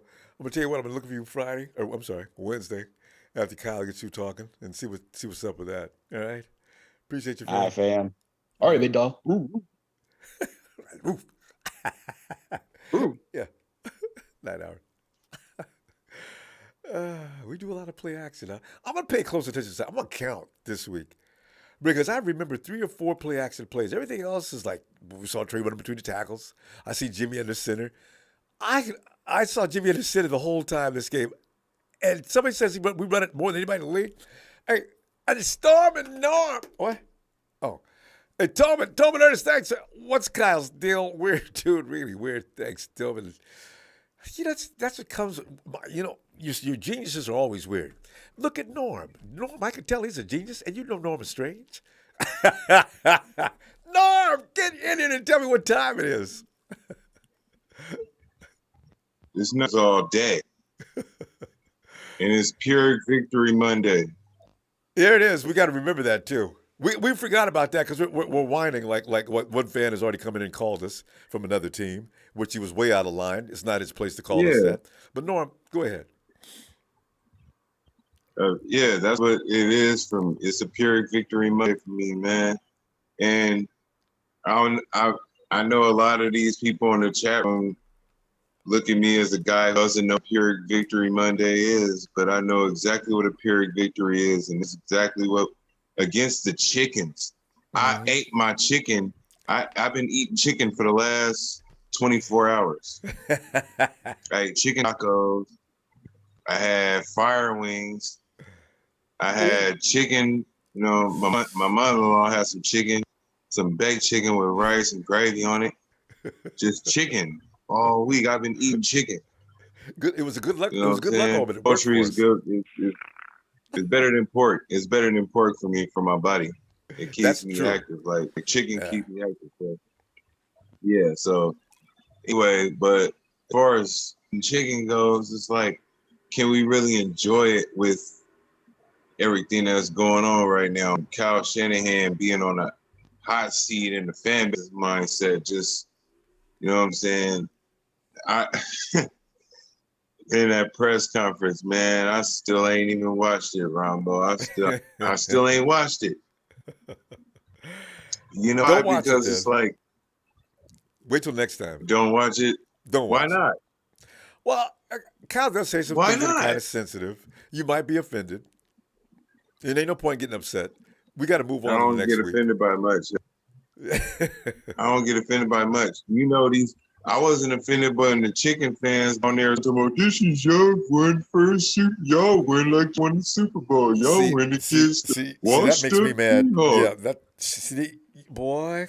We got First of all the times they went up against washed up Niners and was bragging about their little Super Bowl wins when they swept us. You feel me? When they was sweeping us and we was washed down. Okay, so keep that same energy when we whoop y'all washed up, when we scrape y'all washed up team. Yes, I'm going from all this. This for all the Seahawks fans that's still coming on this page. Payback, baby. Okay. Yeah. The forecast Seattle cover heavy precipitation, and it's the rain from y'all salty ass tears. You know, y'all was talking all this smack when we was won. weak. They was talking all smack week one because first place in the NFC West for 5 days. Like, leave me alone, bro. Y'all was first place for 5 days. Leave us, man. I love it. Anyway, so now we got to go up against Denver, and you know, I can feel both ways. I can feel condolences for the Lance family because, you know, I know Trey will bounce back from this. I just have a feeling in my heart Trey gonna bounce back from this. I fractured my mandible like a decade ago. I know how fractured bones feel in your body. That it's not a good look. I chew different because of it. Now I talk, you know what I'm saying? I talk trash, but I talk trash carefully because the way my jaw moves. And Trey Lance gonna beast out differently on that field, differently because of that ankle or because of that bottom of his leg, because of that stanky leg. You feel me? He might end up doing stanky leg plays in year 2023. But I think what the Niners was thinking now was, I think that's why the Niners was thinking the way they were thinking by keeping Jimmy G on the roster, and it's cool. He took that pay cut. I don't know. There's a lot of undertones that people were talking about, rumors and all that. I don't pay attention to all that because I'll be too busy. Like I don't get to watch the game like everybody does. But it was just funny laughing at them chickens, bro. Like, somebody send me the full game so I can see it. The full thing. Oh, Talanoa Hufanga. I do want to give a shout out to Talanoa Hufanga. Yes. Training with Troy Polamalu really paid off. He's getting sharper and sharper. Everybody's talking about quarterback controversy, but let's talk about these safety, this defense that's gonna knock everybody off their toes, man. Only teams that we got to worry about really giving us problems is teams like Buffalo. You see how they giving everybody problems. Wait. Do we play Buffalo this year? Regular season? No, not unless we go to the Super Bowl and Buffalo just ends up being the team that beats there. Then it's like, oh well. Ain't nobody beat Buffalo. We might do it if we good enough next year. No, I mean to the Super Bowl. Buffalo's no, beat the we might AFC. be good enough. I don't ever give up on my spot. I feel like the Bills can be hot all year, and then it'd be that one game where they face that one defense, and it'd be like the Niners. And they give them just that little trouble where we just be a barn burner game, and we just come out lucky and just have that dramatic finish. Like, come on, man, don't give up on this. This is I learned last year to not. I learned last year. I got caught up in the genjutsu when they went 2-5. I was like, "Oh, the season's over." And look what happened. No, we got to stop though, because I'm getting pressured. But that's all I got to say. And it was, no, appreciate you, fam. I'll be back Wednesday. All right, see y'all on Wednesday. Looking forward. Night, fam. Yeah. I love the way Norm's having chicken and mentioned the fact that we haven't said enough bad things about the Hawks so far. Anyway, we need to do more of that as well. Well, I look up and I see it's a big show. It's a big show on tonight. Show. What's going on, Ronbo? What's up, JJ? As one person put in the chat, man, why don't you guys stop whining? I said, we are all on Kyle kind of hard tonight. But you know what? We're going to do that. We did that last year, and this is what we do. We designate blame, and we do it better than any other fan base in the entire NFL. So, this is what we do. So, Show, would you like to bring something else to the table, or would you like to continue? Of course, because I'm not going to blame Kyle Shanahan for making the decision to run up the middle. That was all the quarterback's decision-making, not the coaches. Coach Shanahan said that there was an option that Trey had, and Trey chose not to use that option. He chose to run it up the middle. And so that's unfortunately what happens when you make stupid decisions like that. Run it up the middle when you know you're not supposed to do that as a mobile quarterback. Not stupid, but maybe not well. Kyle needs to teach him more. Maybe he should have told him, hey, Trey, listen, I want you to hand that ball. Go ahead. Let me hear what you, because I'm thinking it's he doesn't know enough. Trey's had 2 off seasons to learn. People tend to forget that. Okay, he's had 2 off seasons to be coached up on the field, off the field. He sat a year. He sat another year out of college, prepare for the NFL. So he's had plenty of time to make the right decisions and to show people that he's been coached up. And those of you that go ahead. I'm sorry. And those of you that are calling for Kyle Shanahan's head to be fired because of the decision that Trey made to run up the middle, be careful what you wish for, because the new coach that's going to be coming in, especially those of you that want Sean Payton, there's no guarantee that they're going to be keeping Trey on this team. They'll probably end up trading him or sit him on the bench for as long as possibly they can. Because I don't know if people have heard what Sean Payton had to say about whether he would select Trey Lance or Jimmy Garoppolo to start, and he said he would select Jimmy Garoppolo over Trey Lance.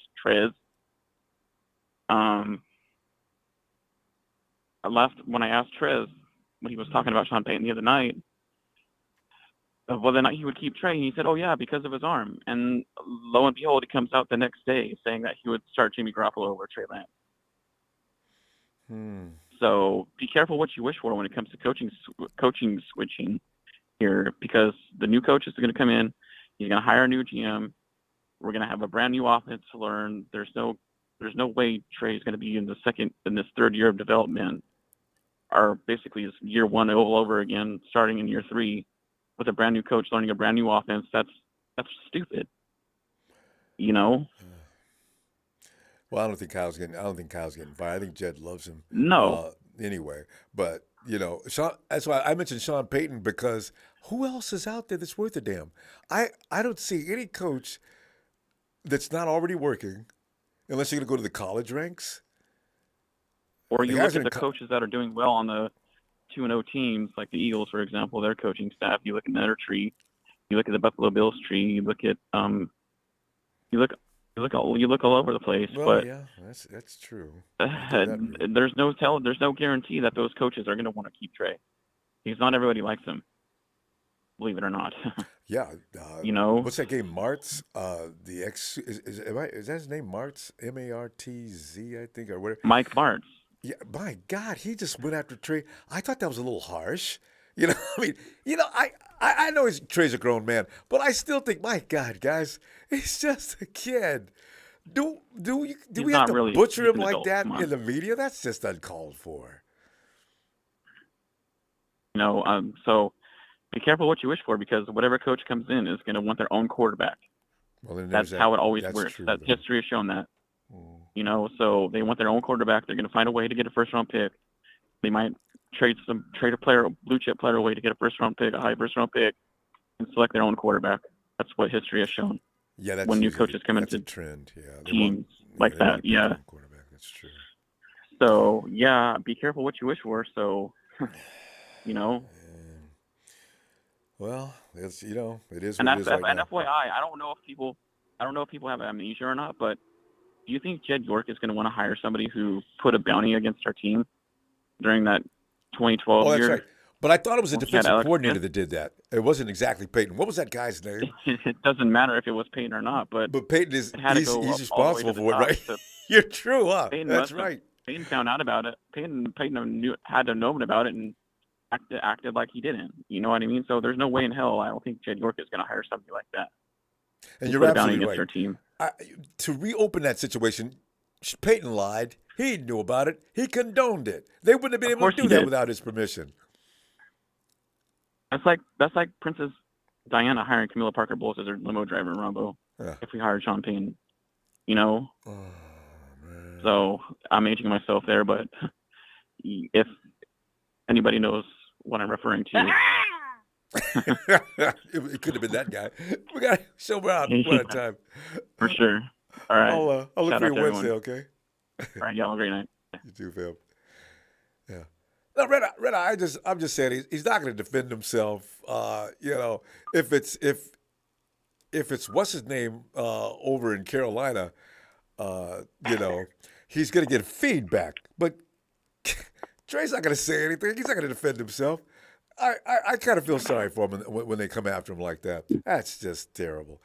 Hey, Splendiferous. Ronbo. Splendiferous. So we're still going over some of the things that took place yesterday, and how the rest of the team played, and we, it's so funny because we're not even interested in having beaten the Hawks. It seems today we're working Kyle. We're Splend. You can anything you want to do is fine. We're listening. Go right ahead. Yeah, I'm my chest a little heavy tonight, man, because even in the beat down yesterday, I couldn't even enjoy it, man, because I'm telling you, and I'm glad I'm coming in here after Big Show because he be talking crazy sometimes too.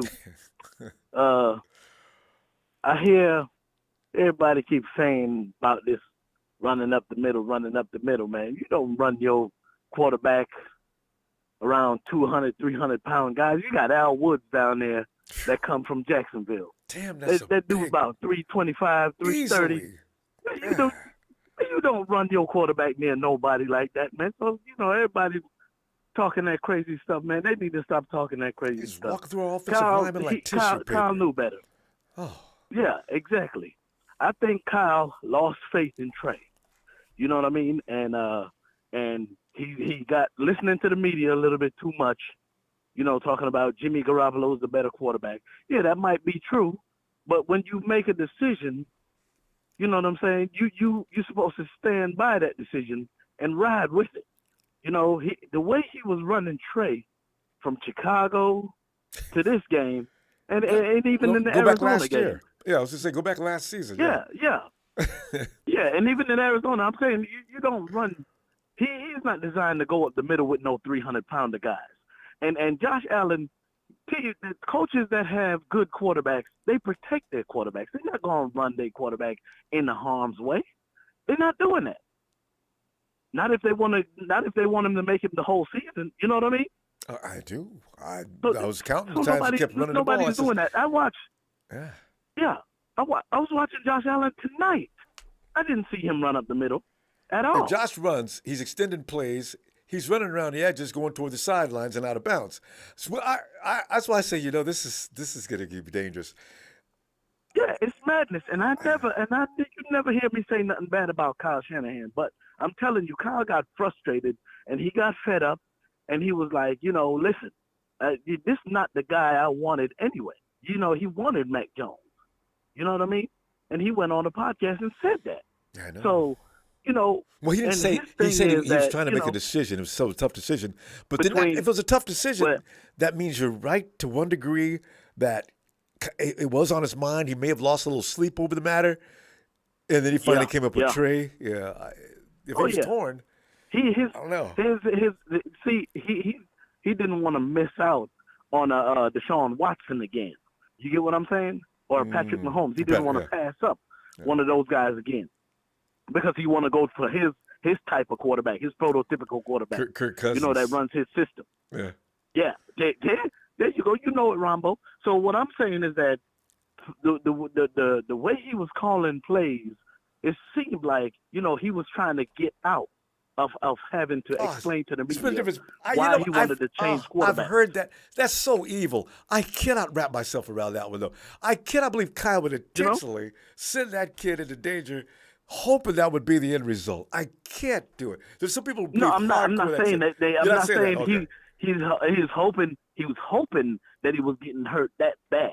Now, I'm not saying that bad, but he probably, if he got dinged up enough to where he was like, all right, well, listen, Trey, you might want to take a seat for a little while. You know what I'm saying? Because I don't want you to keep getting beat up like this.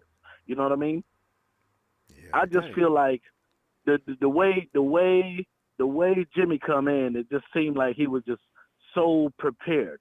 You know what I mean? It just looked like it was part of a script that they was running or writing. You know what I mean? I hope it just seemed that way. We gonna go to the Super Bowl this year, Ronbo, but we gonna lose to Buffalo, man. I'm telling you, we gonna go. Buffalo's gonna be there. Break again, man. Yeah, because that's definitely gonna be one half of the Super Bowl. They're gonna represent the AFC.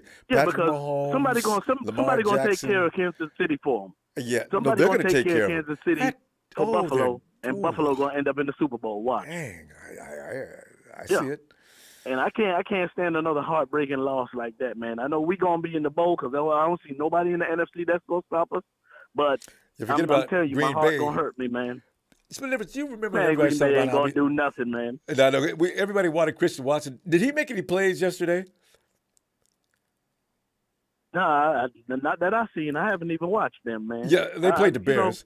Christian Watson. Everybody wanted Christian Watson. He let a touchdown slip right between his hands. I said, uh-oh. Ain't that the dude we was trying to get? Everybody wanted? Uh-oh. Aaron's going to be having some words with him. So, But it they was got his the coach. first Listen, game, that's on their coaching, though. Yeah. That's on their coaching. You know what I mean?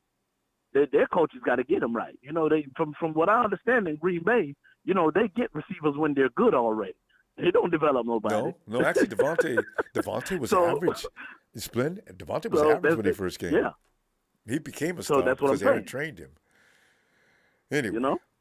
But remember one thing. Buffalo has to play against the 49ers defense, if that should be the case. People get mistakes when they say, well, this. No, the Buffalo's got to deal with 49ers defense, and that defense looks shrewd. I like them. So we're going to run out of time, though. I got you, man. I got you. But, I want everybody. Yeah, well, you will, man. But keep your heads up, Niners. And it's bittersweet, man, but it hurt. I'm telling you, it hurt. Because I'm not too happy with Shanahan right now, man. Okay. Well, I'm glad we beat them Seahawks. I know, right? See, that's the only saving grace on this. Hawks got beat. Yeah. Let me get a shout out, Ronbo. Yes, you can. Niners! I always need one. The man split the difference. The incredible name. Stay faithful. Stay faithful. Promise Stay you faithful. Too, Night. All right. Yeah, the Eagles, I don't think the Eagles can beat the 49ers as long as that defense is healthy. Nah, I'm not picking them. Is there any other threat? Tom Brady, no matter what anybody says, it's always going to be to beat you. The Super Bowl goes, the NFC Championship goes through Tampa. I tell you right now. Brady makes people who can't play. I mean, hey, yo, B. Ham. Ronbo, how about it, brother? Yeah, man, we're just sitting back here raking through the coals and trying to find a way to smile, But we're drugged down by the fact that we lost Trey like we did, but to get again, you can't appreciate having beaten the Hawks. And Lord have mercy, how long have I been wanting to appreciate beating the hell up out the? I mean, they should have been shut out. That would have been just, but no. But still, I'm satisfied. Bingham, you've heard you probably read some of the things that have been said today. All of a sudden our Super Bowl chances have been increased. The media just immediately jumped on this. They were very quiet. It's as if everybody was waiting for this moment, which makes it even more trashy. Because I've said, y'all waiting for that kid to get hurt? You didn't say anything like that before, did you? Ronbo, I'm finna tell you this, Ronbo. Go ahead. And Bingham, I can barely hear you, though. I want to hear this, too. Listen, can you hear me? Now it's better. Can you hear Okay. me? All right, go ahead. Listen, we are our own enemy. Okay? The faithful is our own. We are our own enemy. Because I seriously feel like ownership and management listen to what the fans are saying. Could be. We didn't know nothing about Trey Lance until a lot of faithful started talking about Trey Lance. And then here it is, they want to check out Trey Lance. Ronbo, before the draft, right? I'm going to say this. Before the draft, we would have either got Justin Fields or Mac Jones. Or Mac Jones. Trey Lance. A lot of us were saying, "Hey, this kid hadn't thrown an interception, and this kid hadn't did this." But this, remember, I called you, Ronbo. I said, Ronbo, the only thing I seen this kid doing is running. That's all he does. So, listen, I don't think Kyle called anything differently than what he would call for Jimmy. But what Jimmy would do is get a damn ball off to the running back or whoever and let them run up the middle.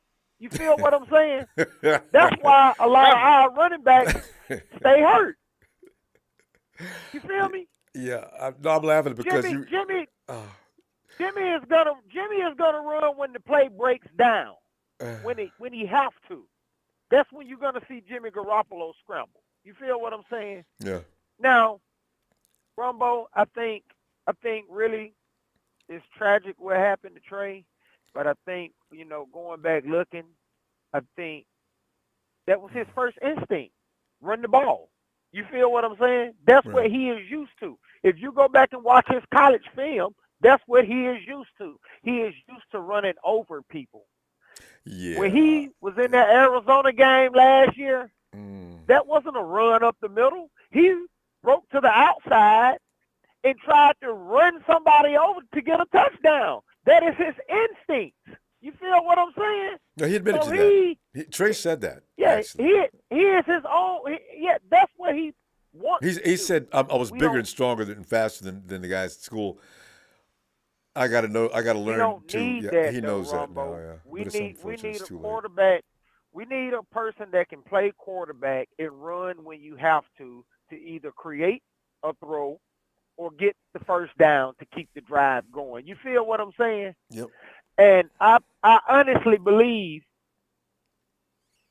he wasn't calling nothing different. Remember I told you Jimmy Garoppolo, he said Jimmy didn't have a playbook. You don't need a playbook. You already know the playbook. So I don't think he was calling anything different. I just think Trey was trying to make something happen with his legs a lot more, and he was running the ball.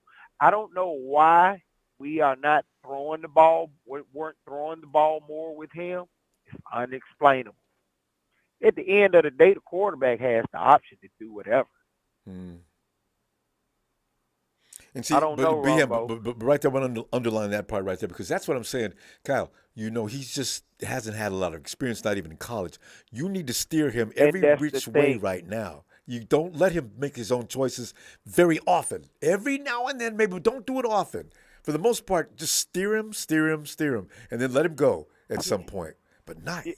Yeah, This is but week you 2. know, a lot of people want to blame Kyle, saying he was running him. He shouldn't have been running him up the middle. It was an option play. Yeah. If that was Jimmy Garoppolo or any other quarterback with some sense, they're gonna give the ball off, to the running back. They're not gonna run up the middle like that. Well, Beham, They're heard what not gonna Debo. risk getting hurt like Oh that. no, because especially with Woods up there, we're looking at all that meat. But you heard what Debo said? Debo said that 51-yard run he had. Debo says, yeah, he gave me Trey was supposed to keep that. He gave me the ball. I was kind of shocked, and then I took off because he had Debo looked a little confused. He juked one man because I said I made the first man miss, and then after that, I said, damn. See, y'all need to get on the same page out there. We got what we wanted. We wanted a scrambling quarterback and a quarterback to extend the plays. But we got that, and I'm not gonna say Kyle don't know how to coach him. You can call the same plays, but when a quarterback instinct is to run first because that's what he's used to doing, it's hard to get him out of that. You feel what I'm saying? Yeah. And I hope that he has learned a lesson with this. I don't think he's gonna try to do this next. He won't be able to. I don't think Trey's mind's gonna be able to handle that. He'll probably have to talk about that before the season even starts. Beham, great stuff as per usual. We got to go. I can't wait to hear from Wednesday. You're on the road tonight? Yeah, man. Yeah. All right. Unfortunately. Be careful out there. We'll talk. Fam. All right. Looking forward to it. I'm parked right now, man. Okay. Cool. All right, man. I get with you. Have a good one. Looking forward, Big Ham. All right, fam. Night. There goes Big Ham. Big Ham. Rakeem, what's up, Kim? Kim says, how you doing, brother? Kim, doing okay.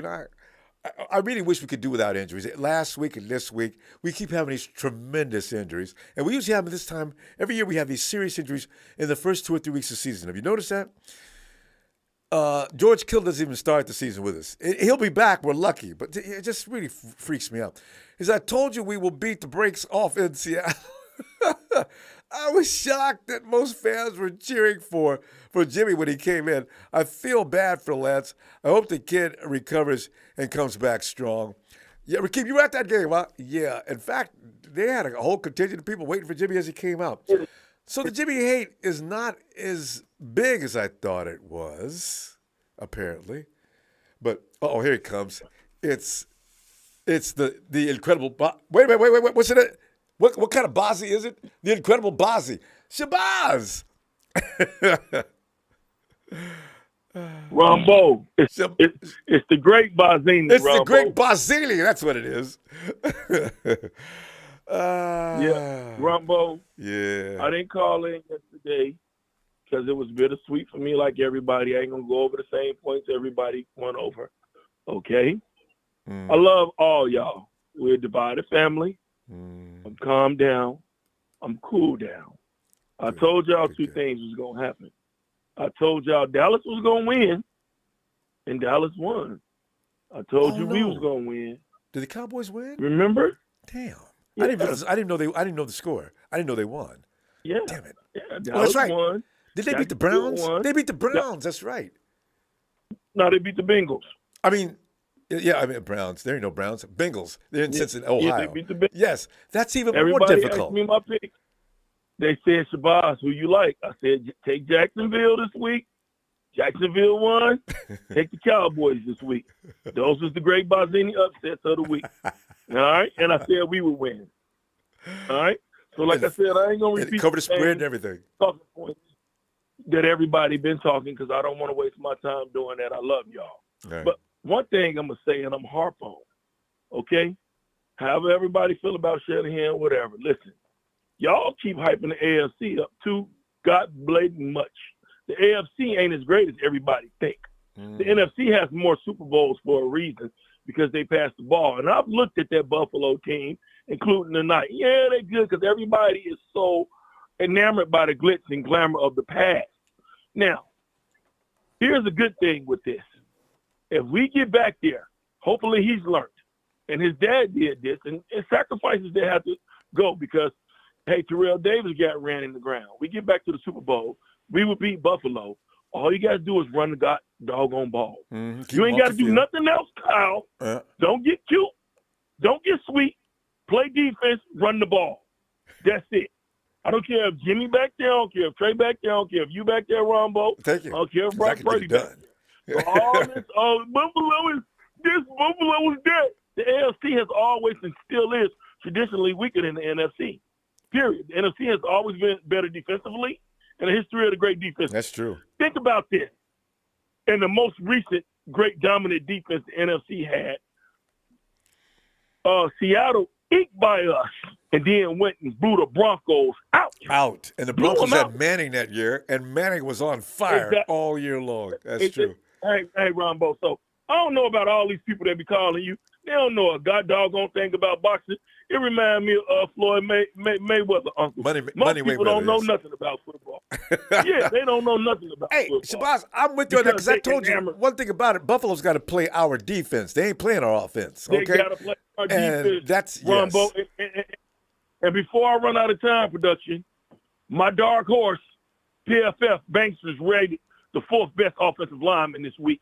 And he didn't give up one pressure, and his run blocking was on point. Yeah, I saw him out there. Go look that up. And he sealed off one time. Him and Trent was working that dude. I felt sorry for the dude. I said, "Oh, you ain't getting out of that pot."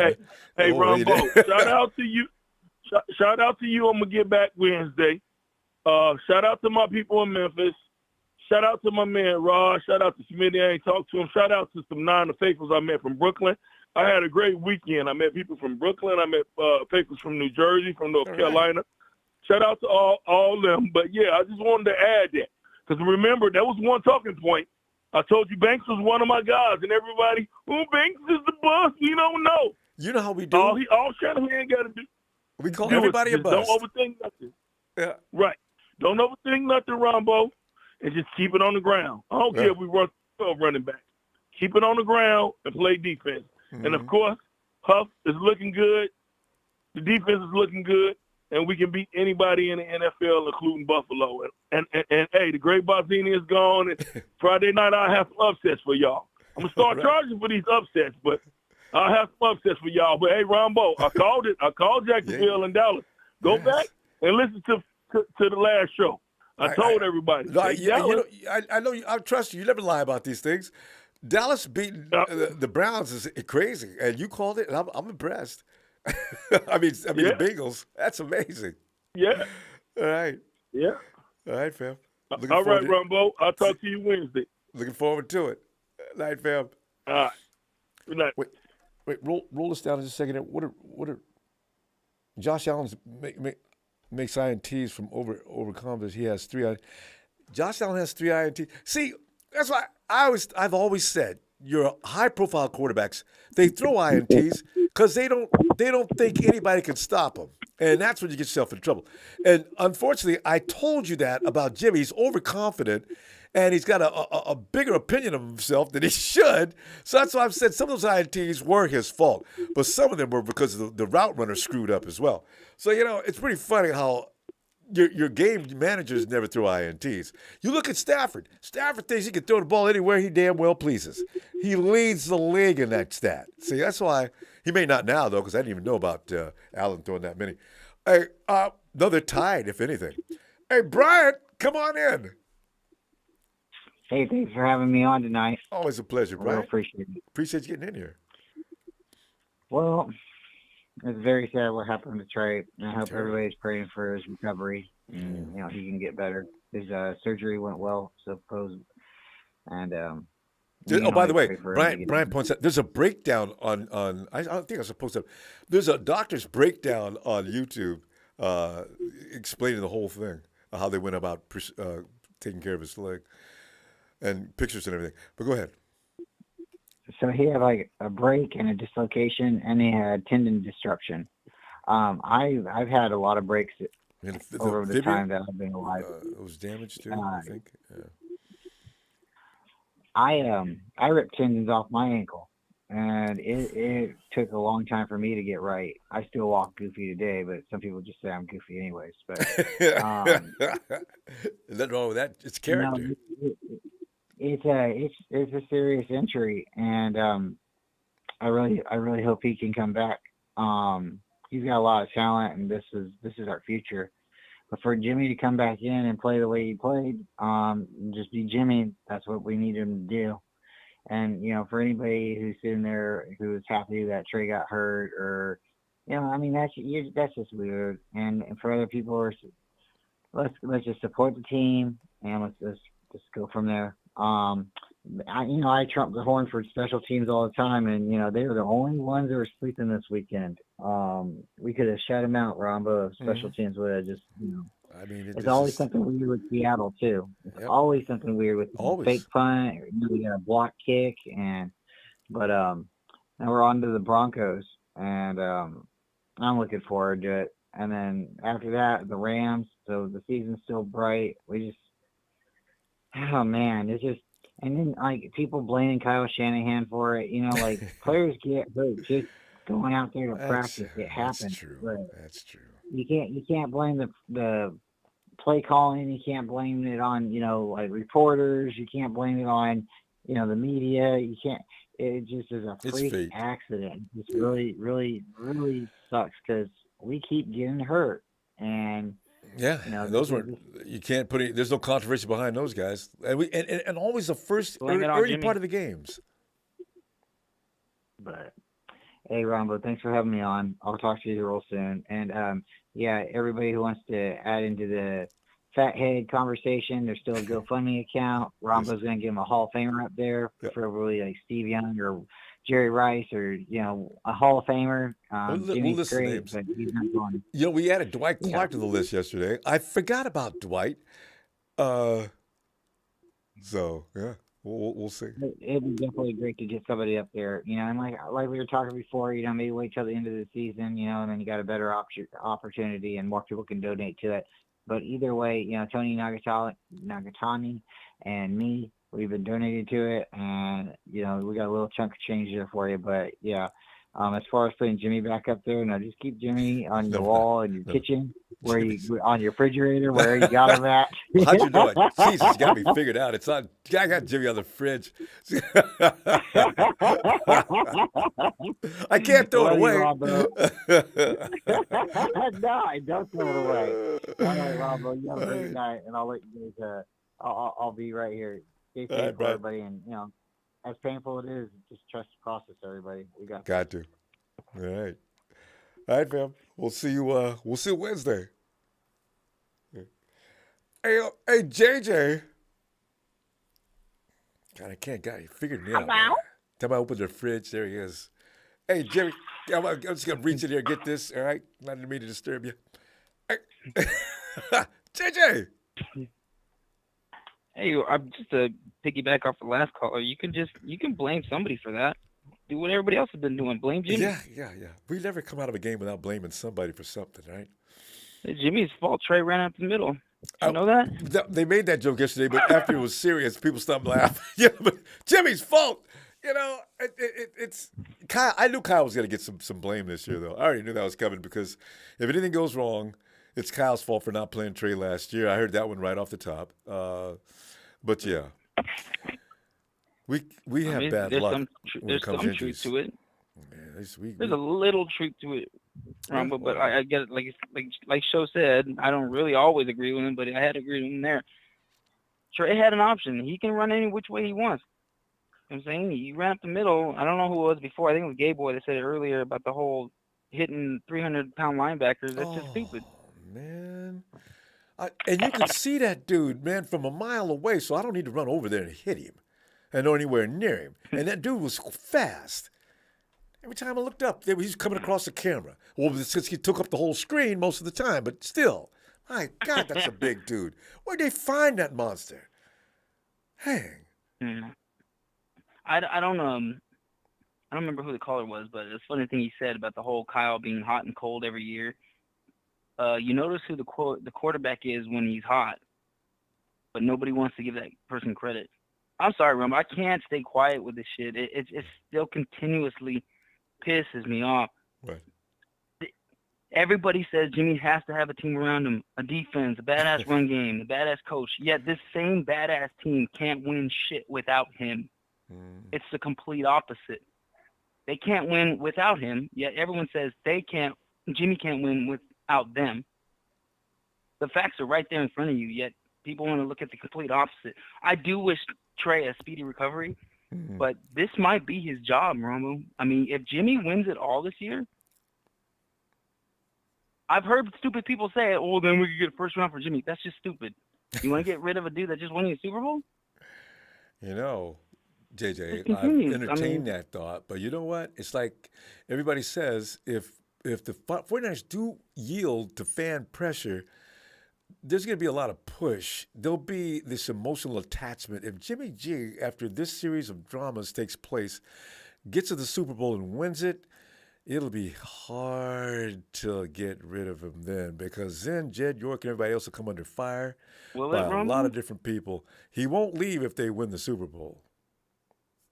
Well, I said it. I think I said it a couple of months ago that if this goes raw and Trey isn't what you guys claim he is, I mean, what proof do you have? You had one college year and a few games here, and if Kyle is this, I'm tired of saying it, Ronbo, he's not this genius. I don't. This genius. Somebody else said I'm stop literally calling looking him at that. his. Trez. Was that Trez? Said stop calling him a. No, it wasn't Trez. Who was that said that? Somebody said it tonight. Tonight? I don't remember, but Ronbo, I'm literally looking at the Google stats right now. He is 8-27 without Jimmy. Say it's the run game. I dare you, because that same run game can't win without number 10. Dink and dunks. If they're so easy, why can't Trey hit them?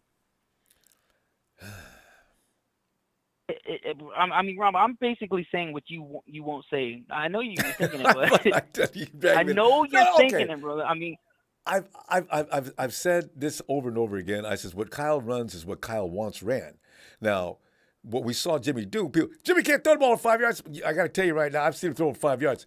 Jimmy's running Kyle's offense. Now, that connects with somewhat, or you're saying Trey was doing that, but it wasn't in the same fashion. I thought it'd come along. Maybe something was going to develop. You might be on track there. never happened. Yeah. But again, to back up Shanahan a little bit yesterday, he said after what the game plan was to run the ball a lot, because remember the forecast was it to be raining. Yeah. And then when Jimmy came in, he threw it a little bit more, but then what happened? He kept it on the ground, just like he said. Yeah. Hey, Ronbo, the rain stopped when Jimmy came out too. You know that? Yeah. The sun came out. Mufasa's already accused me of being behind the conspiracy. I cannot believe Kyle planned this to the point where he knows what God's doing with the weather too. You know, I just can't. This is hilarious. We're going too far. I'll say this one last thing, and I'll get off Ronbo. I know a lot of the fan base. Oh, you said it earlier. As far as you didn't know, a lot of Jimmy supporters were still out there. I didn't either. Yeah. I thought there was going to be tons of boos and all this, but people have turned their back on Colin Cowherd. But what he said today, he said something very, very straight to the point. I mean, the players that are older on this team, they don't want to look to the future. Not everybody will be on this team next year. You know what I'm saying? There will be players that'll be gone. Look at Alex Mack. I bet you he is pissed off right now. What the hell? You told me that the rookie was going to be in. Now you guys have a chance to win a Super Bowl, and I didn't play. You know what I'm saying? There's older players. They're not looking to the future. They're looking to win now. You could be right on time, JJ. Well, you know, this will all come out later too. But JJ, I'm going to see you Wednesday. You know, I look forward to it. I'm loving all these calls you get from you because we never got enough of JJ. Now we're getting plenty. I love it. I'm probably pissing everybody off now, You and Show tag teaming. All right, Phil. I'll see you Wednesday. I just hate stupidity, Roman. It's what it is. It's surrounded by it. All right, fam. Anyways, have a great night. Give my best to the two little guys. All right. Night, fam. Will do, man. And we roll on over to Ellis, the leader of the squad. Ellis. What's up, Ronbo? Ellis, man, we're just sitting back here, you know, having our early in the week conversation before we get to midweek and start talking about how we go beat hell out the Broncos. Ellis, what are you thinking right now? Because I know you're gonna go in a different direction than what we've heard pretty much tonight. What are you thinking?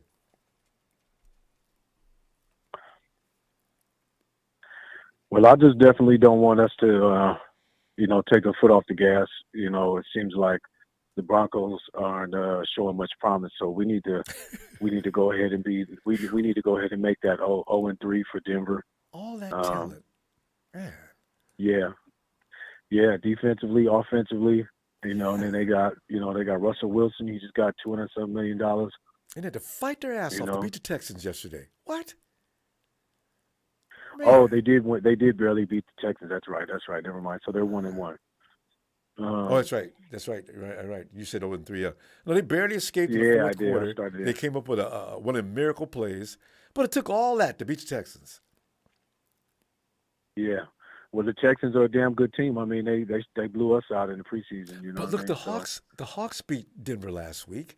How come? Yeah. What is it? The same old shit we always say on here any given Sunday. I know. The coach, I understand the coach is questionable too. Cliche as hell, but there's a lot of relevance to it. You know what I mean? So, I expect us to offensively just, get some more execution. We're definitely not gonna win a lot of games, scoring under 30 points. We got a schedule that requires us to, at a minimum we need to be scoring 30 20, 27 and up. You know what I mean? But yeah, definitely in the 30s because we got Miami, we got the Chiefs, we got the Bucks. We got a lot of teams that are going to run it up, and Miami might be one of our hardest games all season long. I'm gonna be honest.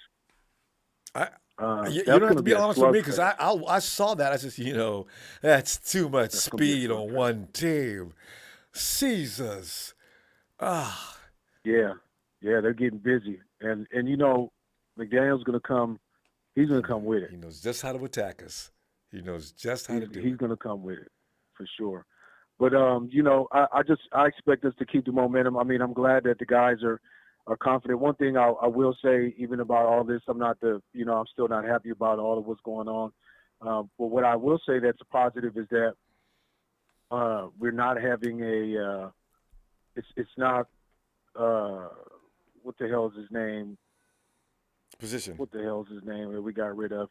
Quarterback, whatever his name was. I almost want to say Nick Mullins. Sudfeld. Yeah, Dudfeld. At least we don't have him. And no, you know what? He's not terrible, but I wouldn't have felt confident. The team, the fan base, would not be at ease and not have felt, as lively, had it been anybody else. So, Jimmy coming in, it's picking up, pretty much where the guys left off and the guys were comfortable. So, I want us to be able to benefit in every way possible. But within all of that, it's just kind of, I know everybody keeps saying the shit about Trey could have kept the ball. He had to run. He had to, he had an option, to keep it or whatever. It's just the principle of the fact that the run game was already working. You don't need Trey to run the ball. Our running back, Jeff Wilson was getting 4 to 6 yards a pop. Our run game, we were gashing the shit out of them the whole game. There was no need for him to run Trey. It just made no sense. He didn't even open up the pass game really and give him any opportunities to pass the ball. So this was preventable regardless. It's just a fact. And the same shit would be if Jimmy ran the ball, then everybody would be saying, why the hell did you run Jimmy in there? Or we could have passed the ball, or you should have gave it to our running backs. If Jimmy would have been hurt and got the same injury, that's what the fuck everyone would have been saying. So that's what bothers me about it. He has the ability to run. And Kyle said a year ago that, Trey has the ability to run, but he's a passing quarterback.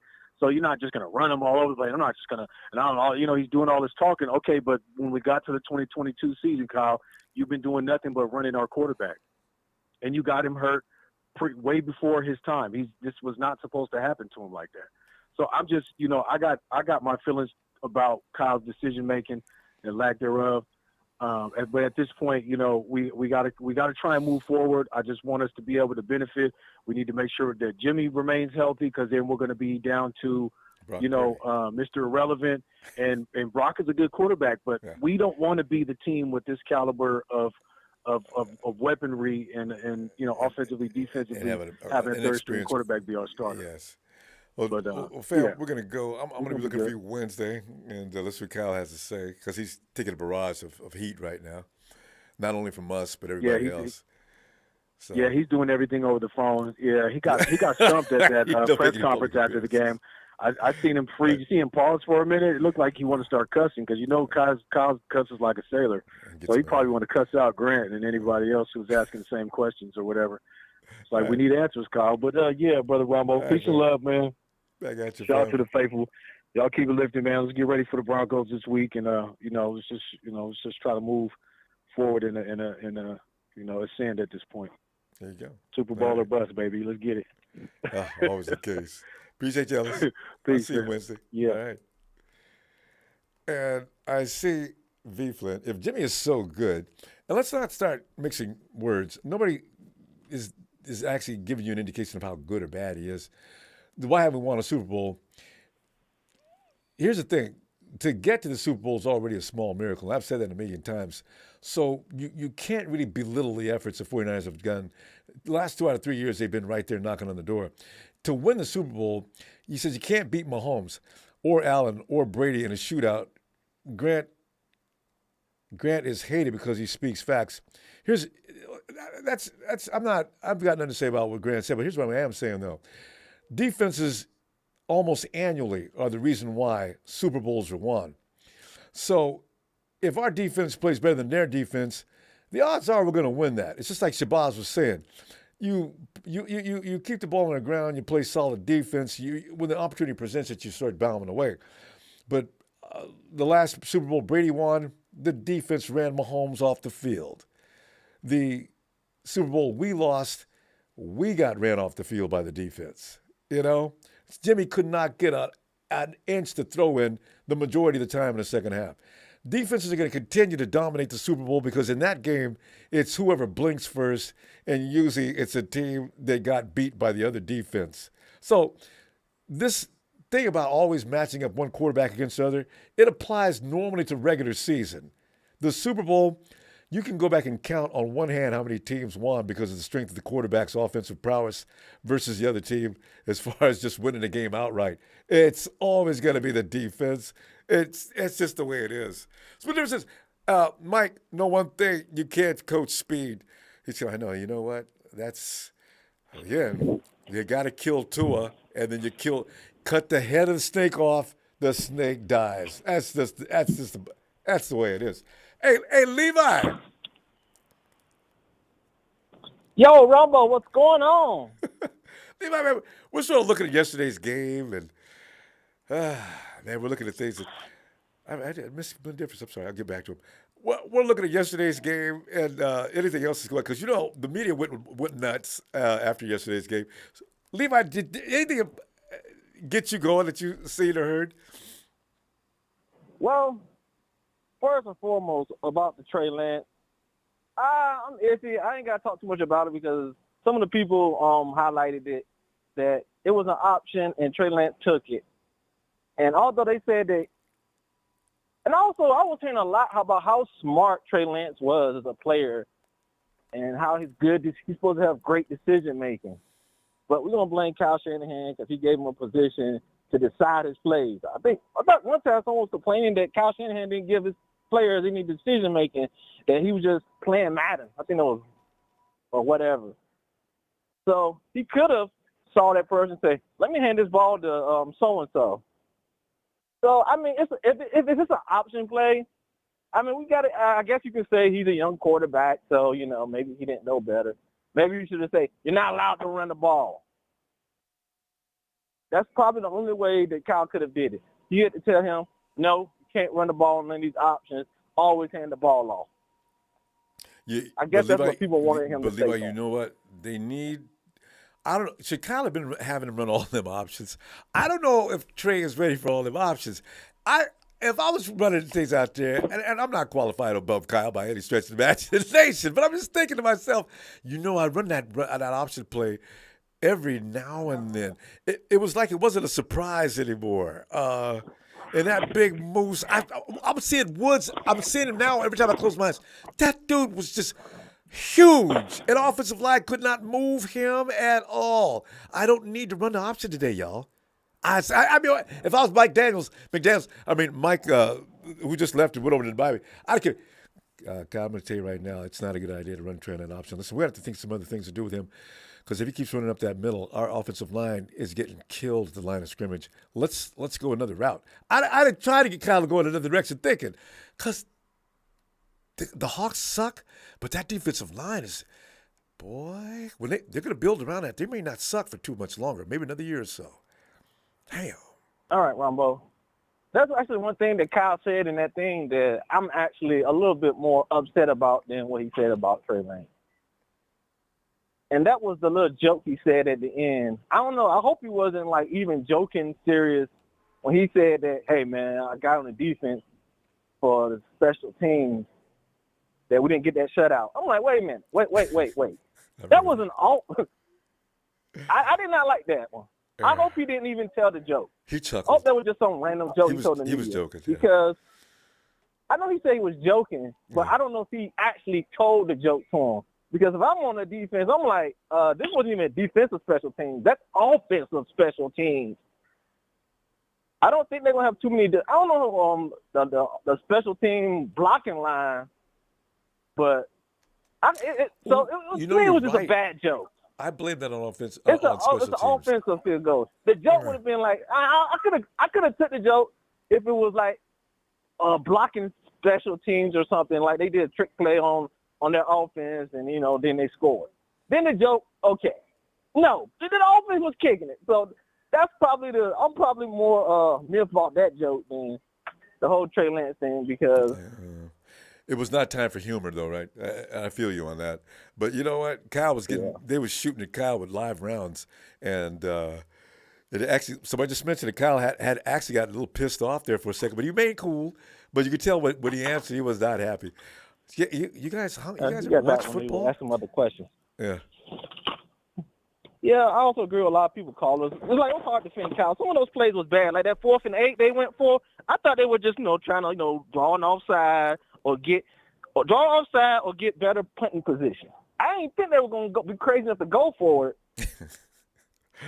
I'm like, whoa, why didn't you go for that one? And also, the running of Jimmy Garoppolo, two of those plays was 4th and 1. Or one was 4th and 1 was at the goal line. I'm always good with that because Jimmy is money. I still, to this day, would blame Trent Williams for that play. That was not Jimmy's fault. That was Trent Williams. He was moving too slow. That dude was like taking his time, like, la, la, la, la, la, la. Let's look at it again. You'd be like, dang, it wasn't on Jimmy. We were just so used to blaming Jimmy that we didn't say, oh, man, our all-pro thing was just jolly goggling around. Jimmy, when he does it, I think he's like looking around. He's looking for that perfect moment. If he said perfect moment, I got to go. So if you're not in position, then you mess it up. But who gonna tell him? And I was mad because that was supposed to be a Trent Williams game. Nobody's gonna talk to Trent Williams like that, except for Richard Sherman. That's what someone said. Don't blame Trent Williams. I heard someone say that. No, don't you dare blame Trent Williams. That was Jimmy Garoppolo. He's the quarterback. Levi, we gotta go though, fam. I'm gonna see you Wednesday, okay? I appreciate you. All right. Well, hopefully I'll be able to finish the real points I wanted to make. But okay. Thanks, fam. Night, Levi. Night. Yo, T-Flow. And yo, what up, Ronbo? Let me add T-Flow. Hey, Allie. And Allie's not bathing because she's got to be the cleanest wifey on the planet. T-Flow. Ronbo. Hey, you know how everybody was saying Trey had an option to run? That read option? That's all everybody said. Let me ask you something, right? Let me ask you something, all right? Because you know the game like I know the game. On a read option, when you see the end crash into the running back, what are you supposed to do? Yeah, at that point, it's either a keeper or if the running back. No, the end. No. Remember, the end is crashing to the running back. What are you supposed to do? Oh yeah, well now you got to keep it, or else get rid of it. Because that's exactly what he did. So what is everybody talking about? Oh, you know what? Trey has an option. Like, he shouldn't have kept it. He should have handed it off. Why? So your running back can get yards. He's trying to get yards. He's trying to do what Kyle Shanahan told him to do. Kyle does not know how to call calls, right? Trey, that was a perfect read option he did, right? Yeah, as far as the dynamics that you just mentioned, not enough has been said about the edge coming in like that. If he's sealing that side coming right at the running back, then you're taking away from the Yeah, strength you're supposed of that to. attack. That's exactly what he did. Yeah. So what are you trying to say? What he made a bad mistake? That's what you're supposed to do on a read option. Second of all, Kyle had two things to do this season: was to develop Trey and get to the Super Bowl win. Well, he didn't develop Trey because I remember he said when the 49ers first got him, I didn't want Colin Kaepernick because I wanted more of a passer quarterback. But even he said it, even other people said it. It came out for his mouth. Kyle gets mad whenever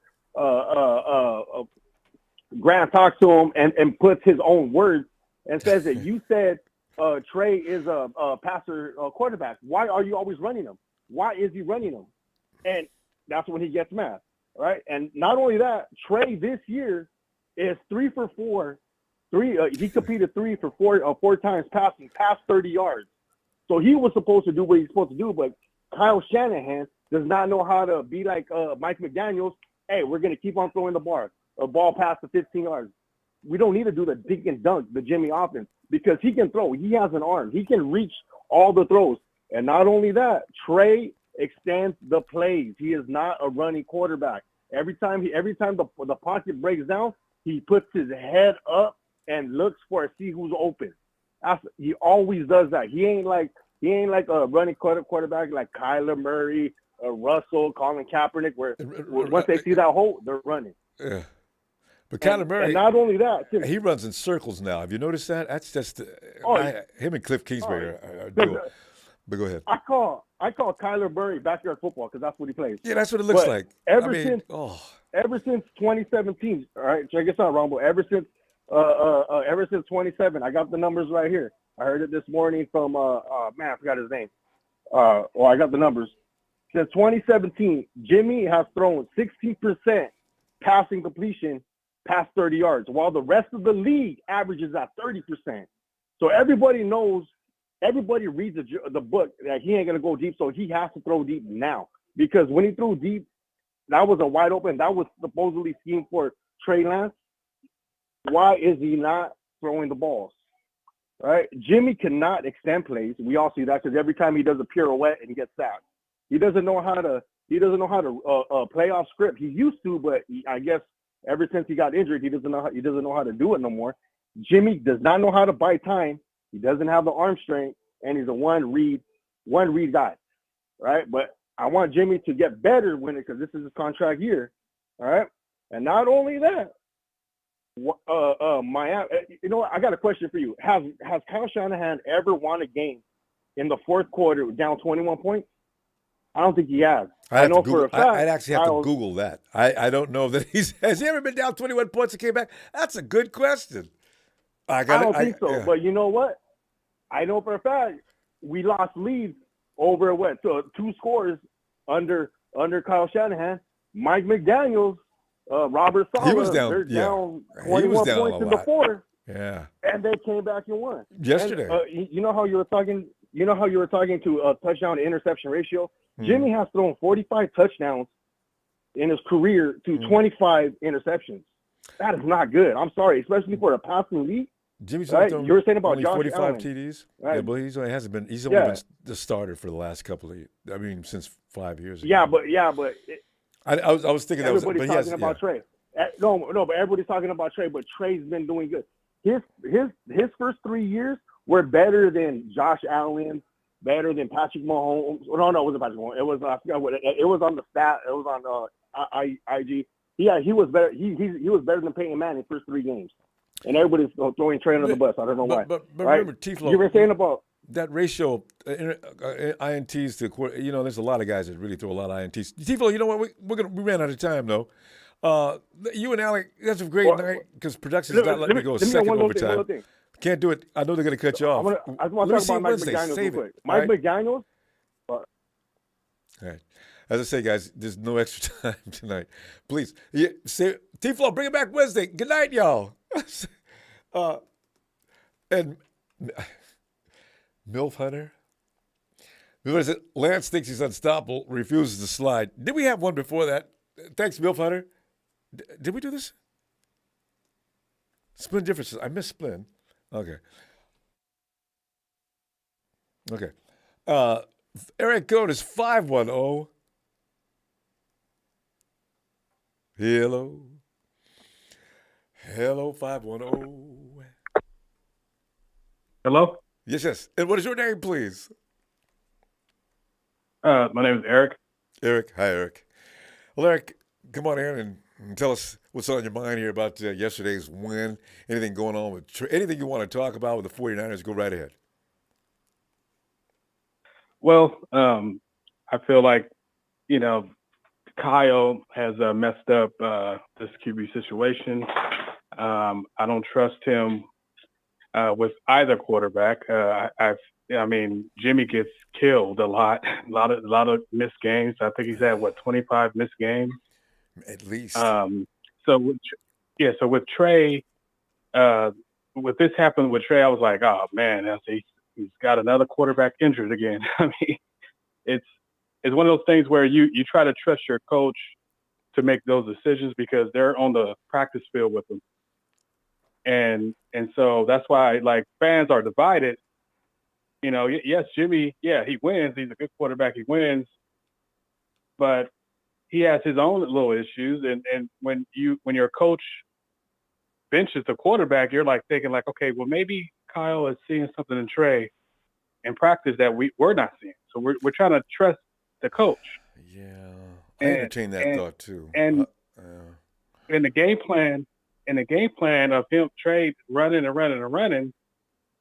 and yes, on the injury at hand, yes, Trey got injured, and it was unfortunate. But who put him in that situation to continue to run and run and run? It's one of those things where you if you don't trust the guy to pass the ball, don't have him in there. The Trey should have been sitting down on the bench for another year, so he could develop his passing skills first. See, Eric, Eric, okay. Here's the thing. This is what you're saying is just making a whole lot of sense. You can't send him in there unless he's got all his tools and he's ready to work. I didn't want to bring that up, but I'm thinking, Kyle is going to use whatever the player's strengths are. You don't have Jimmy out there running because Jimmy has quick release, quick read, and he's gotten rid of the ball. You go to Trey's strengths, and apparently, and you saw this on his college film too, he does instinctively run a lot. But when he was at North Dakota State, he was the biggest, strongest guy out there. And so that's not a habit he's going to break quickly, and it needed to be broken a little bit. At least bring him along in practice, because what we're seeing may be the result of a mistake. And I hate to say that, but I think you might be right about Kyle not doing any more with Trey than he thought he was able to get away with. It's a sad thing to think, but maybe that might be right. Yeah, you just have to look at the game plan. Look at the game plan, and usually it tells you what they think of that player from that point. He didn't trust Trey to throw a lot of passes, and to me, I'm like, no, he needs to pass the ball. He needs to make mistakes. That's why you gotta go through that. Right? He made that decision. Because Kyle is not ready yet. You got to work him. You got to work him, right? Yeah. Yeah. But based on what I saw, all these rushing attempts, it seemed like he just wasn't ready. He's only had one start in college. And then all of a sudden you're in the pros. I've always been scared of that. You play 1 year of college ball, boing, into the pros. Whoa, that's a lot for anybody to process. So what he's seeing out there is happening at 100 miles faster than what he's used to.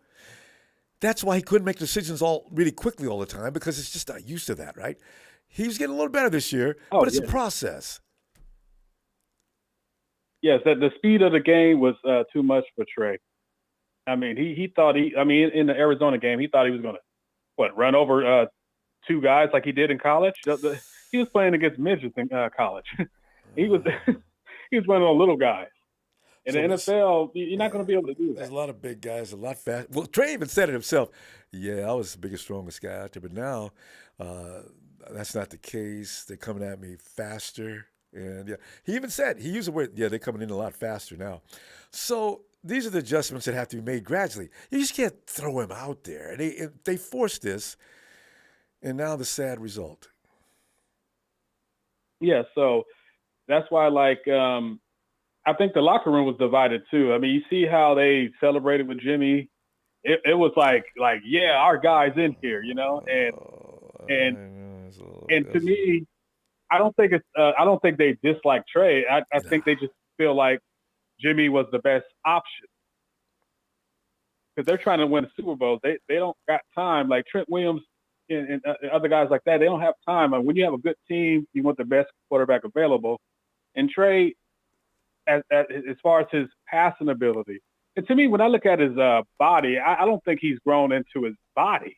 A lot of people saying that he's 6'4", 225, but he's a lean.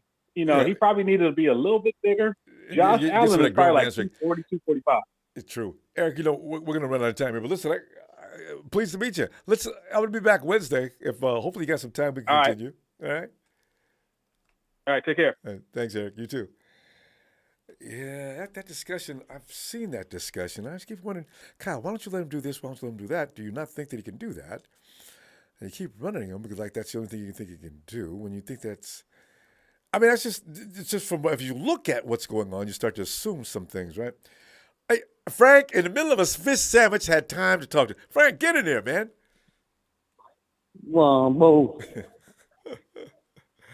What's up, Ronbo? Frank, we're trying to. Actually, it's an investigation going on tonight. We're trying to figure out, was there a way not to get Trey hurt? What was some of the things, Kyle, is he not telling us everything about what's going on between him and Trey? And there's just all kind of speculation going on now because, that kid's seriously hurt. And it could follow him for a long time. Frank, you can talk anything you want to talk about, though, Frank, is regarding the game as we finally beat the Hawks, damn it. And I don't care if they are weak. I still want to whoop them. They used to beat us up when we were weak, and they talk trash for the whole time. So you can feel good to go that direction, too, if you want to. What are you thinking, fam? Yeah, prayers up for Trey. I'm glad he had successful surgery. So, that's good news. But everything I've been saying, man, fall on Kyle's doorstep, man. Kyle shouldn't have ran that man like that, man. You the coach, man. It's your job to coach him up. You know what I'm saying? And I think it was Tifo. He made a good point, when he did the re-option, when you hit the guy running towards the running back, you gonna keep the ball so you gonna run and try to get a couple yards. Kyle put him. Kyle put him in position. You know what I'm saying, to run the ball. One thing I know, I know about Kyle now. When something working, he go away from it. He gets some cute. You know what I'm saying? It's like the Bears game. Yes, it was a rainy game, but what was Trey good at? What he was doing, throwing the ball, over 15 yards. You know what I'm saying? You can't tell me this man can't throw the ball. You know what I'm saying? The same plays he was running for Jimmy, he could have ran for Trey. It's Kyle's decision making that confused me. It's 4th and 8. Why you doing the bomb on 4th and 8? Why you going for it on 4th and 8? Trying to catch it by surprise. Yeah. Which really would have been a surprise. You think they're gonna be surprised? But I would. Come on, man. What are you doing? 4th and 8. Pete Carroll and one. But okay, so you gonna go for it on 4th and 8, but you ain't gonna go for it on 4th and 1. See, that's a surprise. Because Frank, it's so insane. I wouldn't believe you would even think about doing that. It was a dumb idea. But they're going to work, though. Danny Gray was covered. He was covered. You throwing Diggs almost caught a pick. The play was covered. That's what I'm saying. I don't get Kyle. You know what I'm saying? That's what frustrates me. His decision making. Him he met from Atlanta, from the Super Bowl with Atlanta, from the Super Bowl with us. He go away from what works. Yeah. You know what I'm saying? I don't, and that's really frustrating. You know what I'm saying? But everybody, shout out to others, shout out to I agree with a lot of people's points. You know what I'm saying? But it's falling on Kyle, man. It's sad, man. We didn't see this young man, floors this year, man. Come out and ball out. But he was having a good game. The running game was working. It was. We was marching in the field on Seattle with ease. You didn't have to keep running him. If I'm his father and his parents, I'm looking at Kyle why you keep running my son? And I think if you know that this kid not ready, to your knowledge, why start him? That's the thing. Why play him? Just play Jimmy. Just play him, Cal. You the coach. You the head honcho. But don't get him hurt. Like, yeah, play him. If you don't think he's not ready to play, put Jimmy in. I mean, it's not rocket science. Like, come on, man. Put Jimmy in. Just play Jimmy. Let him sit. I mean, it's not hard, Cal. I mean, I don't get it. I mean, I don't get it. It's like, to me, it's like it's common sense. Frank, like, I don't get it. Like, I don't get what Cal's saying. You know what? I don't understand. Trey worked so hard since last year. Even yeah, if Kyle, it is sad, man. That's what I'm saying. Kyle probably thinking, even if he was thinking that, it can't break the kid's heart. But look what he did now. Look what they did. You know what? I'm not trying to blame Kyle because I'm not sure what these things happen sometimes because we got a lot of guys that get hurt every year. So, it's hard to avoid. Unfortunately, it was Trey this time, which sucks. I mean, but Cal, it's a perception. Like, Cal, it could have been avoided. Like, you put him in that situation. Like, you didn't have to run that kid like that, Cal. You didn't have to run him like that, man. That was totally avoidable. You didn't have to. All you got to do is let him throw a few passes, dink and dunk or whatever like that. Like Cal, if you know he wasn't ready, don't play the guy. That's it. That's just common sense. You're not ready. Come on, Jimmy. And we just got to ride with a position Jimmy. where at that speed, where you got option play means you need to think quick. So did you see that? Yeah. But I don't know if he's ready for that yet at this speed. Maybe at North Dakota, okay, but not yet. He needs some time. Yeah, to the NFL don't call that play speed. too often.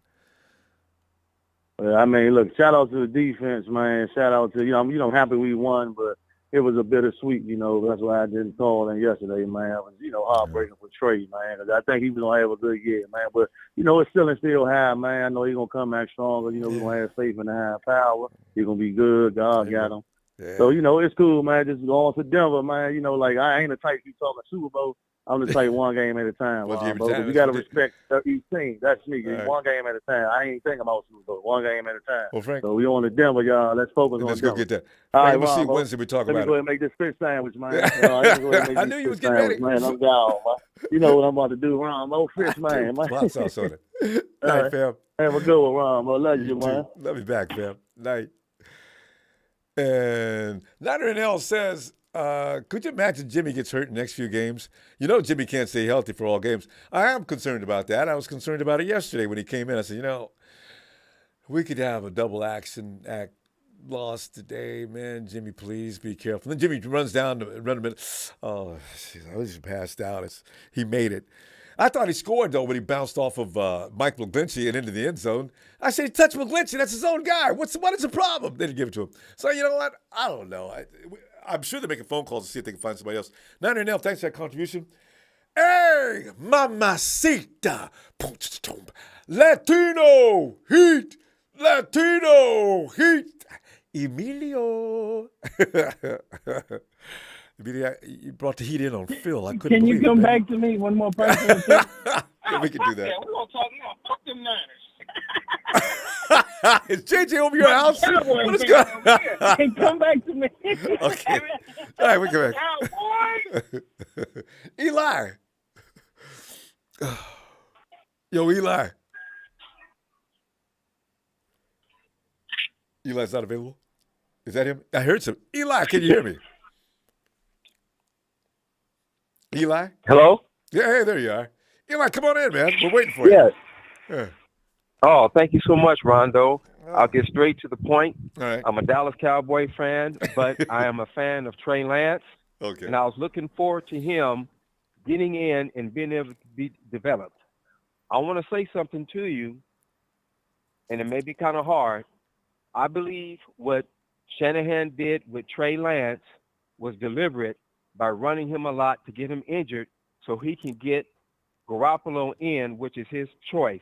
And this is not the first time Shanahan has done this. With me being a Dallas Cowboy fan, I'm in the NFC East, and when Shanahan was the offensive coordinator for the Washington Redskins, and Dan Snyder and Bruce Allen, they gave up 3 picks to get RG3, but RG3 wasn't the Shanahan's pick. They wanted Kirk Cousins, and I watched him literally run RG3 into the ground until he got injured. You go back and look at when Washington played Seattle, and they went up 14-0 on Seattle. in the playoffs, and RG3 injured his knee. I saw Kyle Shanahan call a running sweep with RG3 with a bum knee, and it was shortly thereafter when his knee fell out.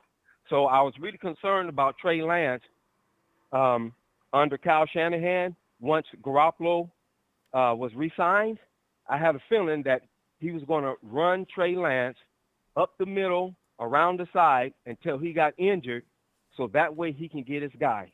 And that's pretty much all I wanted to say, Rondo. Thank you for taking my call. No problem, Eli. And, that's been thought by a lot of people. So, I don't know. They may launch an investigation at some point. That would almost be against the law. So, Anyway, appreciate you getting in there. All right, Eli. Have a great night. Fam, it sounds a little over the top.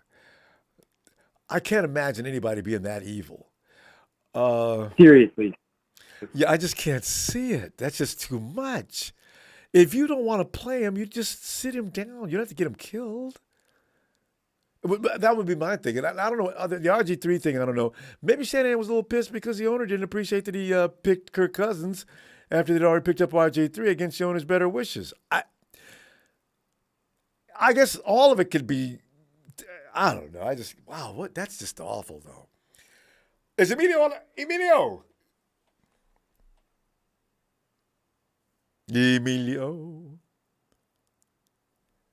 Man, let's give it a little more time for Emilio.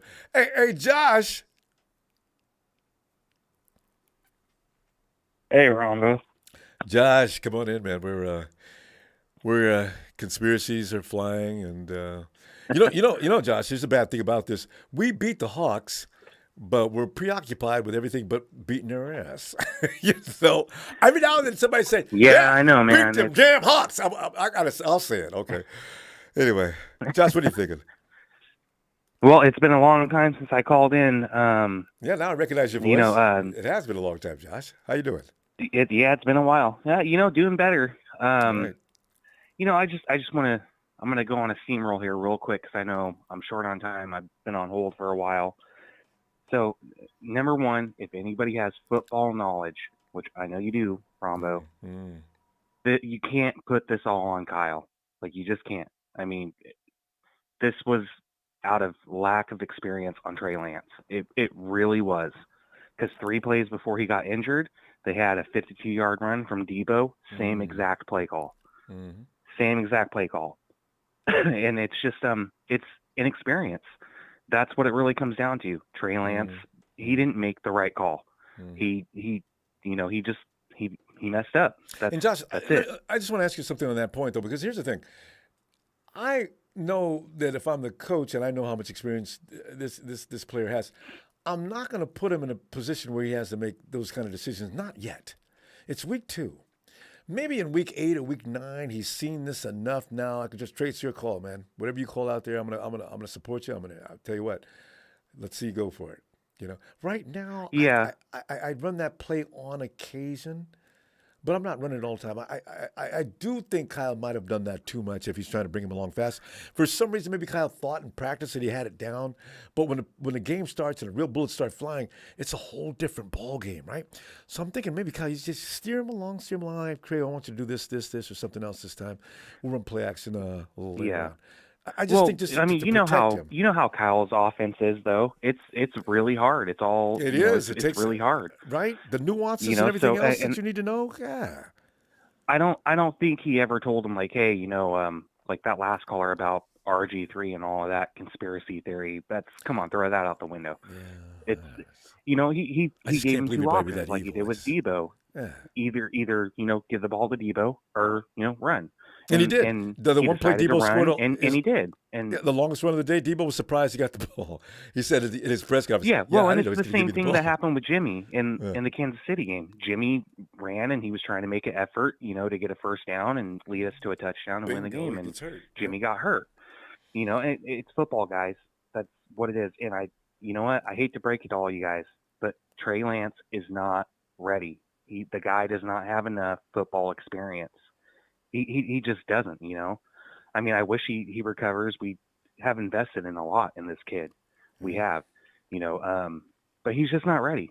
Like, there's no way he's not ready to replace Jimmy Garoppolo. And I know people hate Jimmy, but we win with Jimmy. Like, you can't deny that. We win with Jimmy. And thank God that we have him. All the Jimmy haters, they all loved him as soon as they thought we were getting rid of Jimmy Garoppolo. And then when we signed him back, all the media was, praising Jimmy still. But anyways, on to something else, though, because I know everybody's been talking about that all night and everything. One more quick thing on the whole Trey Lance thing and people wanting Kyle's head, chopped off. I do agree with Big Show. I highly, highly, ever agree with him. But I agree with him 100%. You kidding me, Josh? Everybody loves Big Show. Go ahead. and another caller that I agree with is JJ. That those two guys, they nailed it. I agree with them. And I know you're happy that Jimmy G is still here and that, we have no worries, Ronbo. We have Jimmy G. Like, at least we have a quarterback that we can rely on. Okay, what? We know what he's capable of. Yeah, he can also, win. But we know let's that. clarify, though. I've always been a huge Jimmy fan, and I didn't want to see him go. That's true. But make no mistake, I did not want this to transpire for him to get on the field, though. I feel bad for Trey. No. That kid nobody worked his ass did. off If to get you're there. a real Niners fan, Yeah. No, if you're a real Niners fan, no, you don't want to see that happen. No. But, okay, on to another thing, though. Right. Russell Wilson, we got nothing to worry about. He's put on a lot more pounds. He is not the Russell Wilson that we're used to seeing. Yeah. He's not that good anymore. He's not. We got nothing to worry about. I got to go watch Russ that game. can't cook anymore.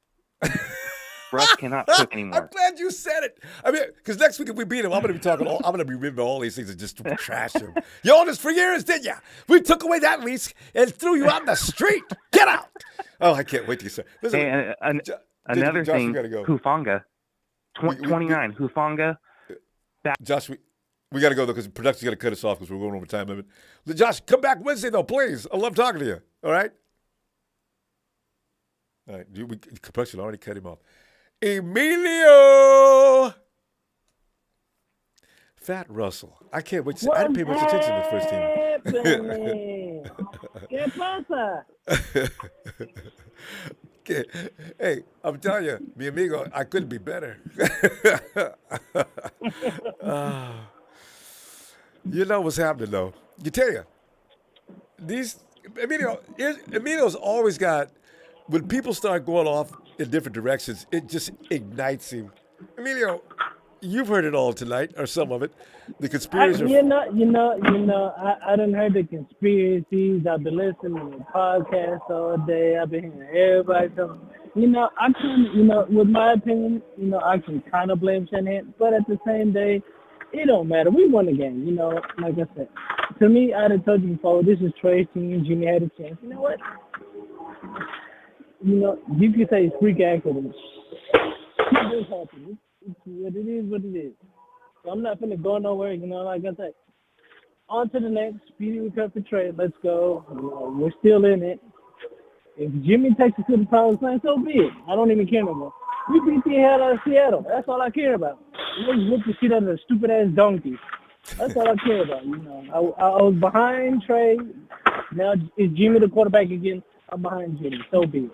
And shout out to who was the Trez that calls him Banana Shannon. I'm kind of with him. I agree with him. It's finally, it shows that Shanahan is an idiot at times. So it don't even make a difference no more. But hey, if we're gonna ride with Jimmy, we're gonna ride with Jimmy. Just Shanahan, don't fuck this up. Honestly, just don't. You already messed up Trey. He's done for another season. Let's go. Let's beat the donkey. That's all I care about at this point. Yeah, I'm gonna be at that game. I want to see. That's see right. a I W. keep I'm gonna be forgetting. in Denver. And we are hooking up. I'm don't- gonna I get be information from you in later. Denver, and I want to see a W. I don't care if it was Trey, that was Jimmy. I want to see a W. I don't care. I want to be going to that airport talking shit. I want to come back to the airport talking shit. Yes, I don't indeed. care. We'll make sure you wear all your colors, all right? And talk loud. No, Ronbo. From the time I get to the airport to the time I leave, even if we do lose, I wear my colors all day, Damn every right. day. That does not change. I'm a Niner no matter. And be looking at people as they walking by, looking at you. What? You know? That's not the case. Like I say, I went to Minnesota. We lost. I wore my colors there. I went to Chicago. Wore my colors there. Wearing them back. I wear them no matter what. That's not going to change. I'm a Niner no matter what. That's not going to change. No matter if it's Blaine Gabbert at quarterback, if it's Kaepernick, Tim Rattay, it doesn't matter. I'm a Niner to the day I die. Till I'm buried dead and cold. So that's not going to change. It's like a marriage in goodness or bad, you know. Sickness and health. You know. It is what it is. Like I say, at this point, it is what it is. Jimmy's our quarterback. I'm supporting Jimmy. You know, it ain't going to make no sense. At the end of the day, I still say Shanahan's an idiot now, and I finally see it. He's an idiot. So, if he's our head coach, hey, I'm going to support him till he's gone. So it don't even matter. So, you know, I can't hire or fire him no matter what I say. I can say he's a dumbass, he's an idiot, he's a great coach. It doesn't matter. He's our coach. So, like I said, I'm a Niner. James Ginn can't believe you said Tim Rattay. Anybody but Tim Rattay. You can't support Tim. It doesn't matter. I was going to Niner games when Tim Rattay was the quarterback. So it doesn't. It's not going to change the narrative. I'm a Niner. I am a Niner. You know I believe it. I was with the team when we were winning Super Bowls with Joe. I was with the team when we were losing teams. Eric Derrickson was the quarterback. That's not going to change. I'm a Niner. And that's what you're supposed to do. I am a 49er to the day I die. Yeah. It is what it is. So, you know. Now I may disagree with a lot of things they do, but hey, as they are, Jimmy's our insurance, and let's go Jimmy. Let's try to win the Super Bowl. I won the Super Bowl. If we haven't seen the Super Bowl over 25 plus years, I need to see a Super Bowl. Damn right. Now, please. I want my. You know what? Matter of fact, I want my daughters to see the Super Bowl because they're asking, Daddy, when we gonna see a 49er Super Bowl? I don't know. They've seen one Super Bowl. They want to see a 49er Super Bowl. So I want them to experience the 49er Super Bowl. Is why I want them to see that. I want to go to because like I said, we've been to Warrior parades. They asked me when we going to a 49er parade. Warriors have endless I don't parades. know. It's up to them. Yeah. So I've been to what? The Giants. I've been to 3. Yeah. Well, I'm not a Giants fan, but I mean, they was parading too a lot. Yeah. Yeah. So like I said, I took my daughters to Warriors parade. They asked me when we going to a 49er parade. They got to win one. So I'm at this point. I want to take my daughters to a 49er Super Bowl. Fam, we got to pull up. I'll see you Wednesday, and let's see what we're talking. We're going to talk bad about the Broncos, so that'll be fun. Like I say, good night. Like I say, it is what it is. Jimmy's up back from here on in. Let's go. Hopefully he doesn't get hurt. And you know what? I can't wait to beat the Donkeys. That's all I'm worried about. All right, fam. I'll see you. Good night, sir. Good night, Emilio. You will see me. You know, you will see me. All right. And I keep it strong. Latino heat all day. Yeah. Good night, sir. Good night, fam. All right, good night, sir. And Victor A said, it's funny because I seen everything in one game that people say Jimmy can't do. Throw outside the numbers and throw deep. Victor, I know. See, Jimmy's out there doing what he's told, and they're giving him trouble for it. I always said, it's Kyle's offense. What is he supposed to do? Just, Kyle, look, I'm sorry. That play you just sent in is unacceptable. I'm going to do what I think should be done. You got to do what you're told. Anyway, area code 949.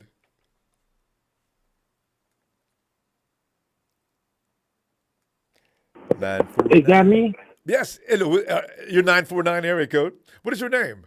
Yes, I am. How you doing, Ronbo? I'm doing all right. Just, riding through the NFL season, hopefully with not any more of these disasters. We get them every year. What is your name? My name's Keith. It's my first time calling. Long-time listener, though. Did you say Keith? Yeah, Keith, yeah. Keith, hi, Keith. I'm a diehard Niner fan, man. Third generation. As we all are. I had to call because I just can't take You can't stand it? all this pile. Tell us, Keith. What is it? What's bothering you? I'm telling you, all this piling on Kyle Shanahan, man. It's like we all forget so quickly what it's like to just toil in the brush of horrible coaches and bad quarterback play. And dark I mean, days of losing. Yes, I agree. geez, so many years. And then we got Jimmy, right? And I watched Jimmy, like I said, I'm diehard, right? So I'm watching him like with a fine-tooth comb. And when he throws it, I generally expect the ball to be caught.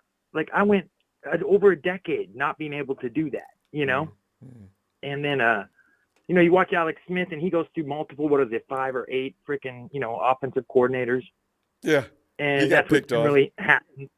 Yeah. And he got picked on real bad. And that's one good thing about Kyle that everybody forgets is like, you know, because he's our offensive coordinator at the same time, we can be a really good team that loses people to other head coaching jobs, but we always maintain a, you know, a comfortable, familiar playing ground for our quarterback, you know?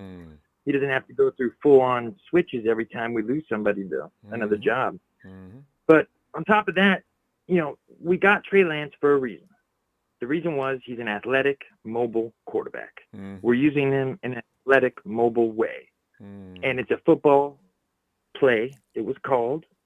If you look at the play, it's not like he went out there and got just destroyed. It didn't even look like he got hurt. I was blown away. Yeah, actually, you're right. That was the way the players said. So they went over there to help him up. He couldn't put his foot down. Yeah. So it's one of those freak things, but still. It's a 1 in a million. You know what I mean? And everybody wants to jump on, just like blame. And it's like sometimes there's no need to blame anybody, you know? Sometimes it's just a freak accident. You know, a coach was calling a play he thought would work. It did work a few plays earlier. You know, why do we need the vitriol? You know, can't we just be there for Trey and be happy that we still have Jimmy? Because I love Jimmy. I'm sorry. I don't care what all the haters say. Well, you're a Jimmy fan? I'm pleased to meet you because it's not a lot of us. Oh, man. Did you ever see that Pro Football Focus that first year he was in, the very first game he came in? And then they did this whole breakdown of him, like, telling the 3 wide receivers what he was going to do and what was going to happen. It was beautiful, wasn't it? And he didn't even know those guys. So it was so good. And I was like, oh, my God, we got our quarterback finally, you know. And I've watched him do really well, and I'm really, you know, and get us to the Super. I mean, we were like the number 5 or 6 offense last year, number 4 or 5 defense. Yep. We were pretty dang good to be ready to, like, throw in a brand new quarterback and rebuild.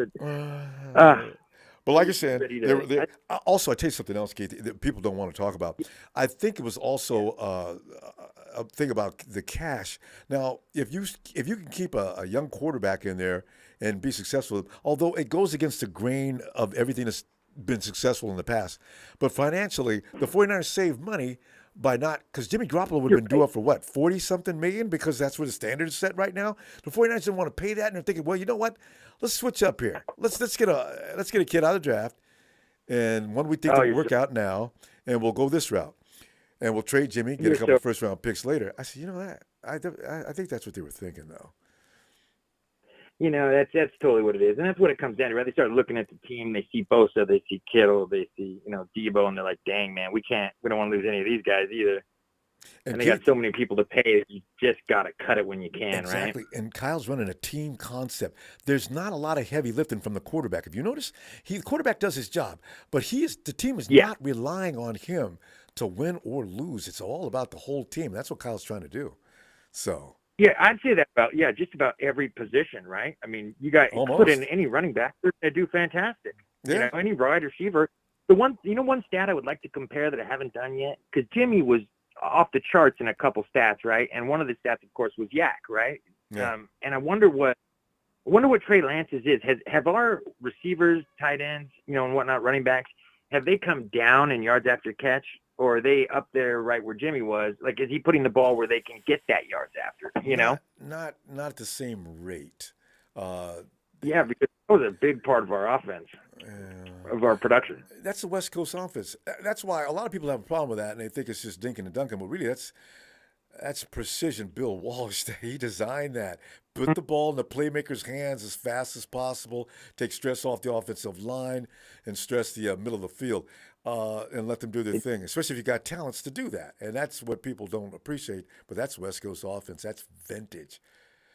WCO. That's exactly. And that's what, you know what, Jimmy, you name him all you want, but, man, he's good at it. He puts the ball pretty much where you can get some good yards. You can keep the offense rolling. Well, I mean, he had we're going to see more of that. But listen, Keith, great to meet you. We're going to get cut off here. But listen, Wednesday I'll be back looking for you if you got some time, huh? You got it, man. Hey, right. Thank you, Ronbo. Thank you, fam. Bye. Night. It's another call from Dallas. It's Austin.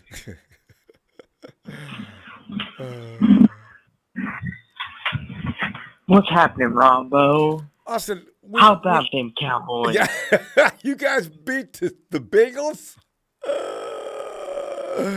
I'm amazed. We had one guy called in. You may have heard him. I don't know. He called it Shabazz.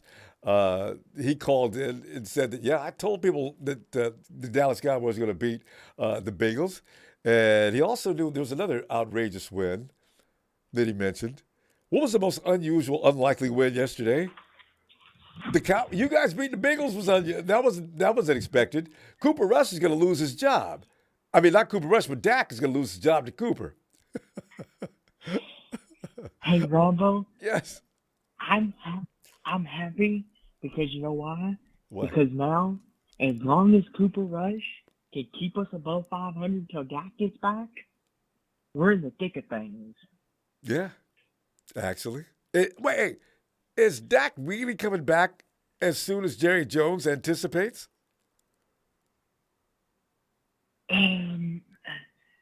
Well, I've heard conflicting reports, 6 to 8 weeks, 4 weeks, anywhere from in there. I don't know anymore, Ronbo.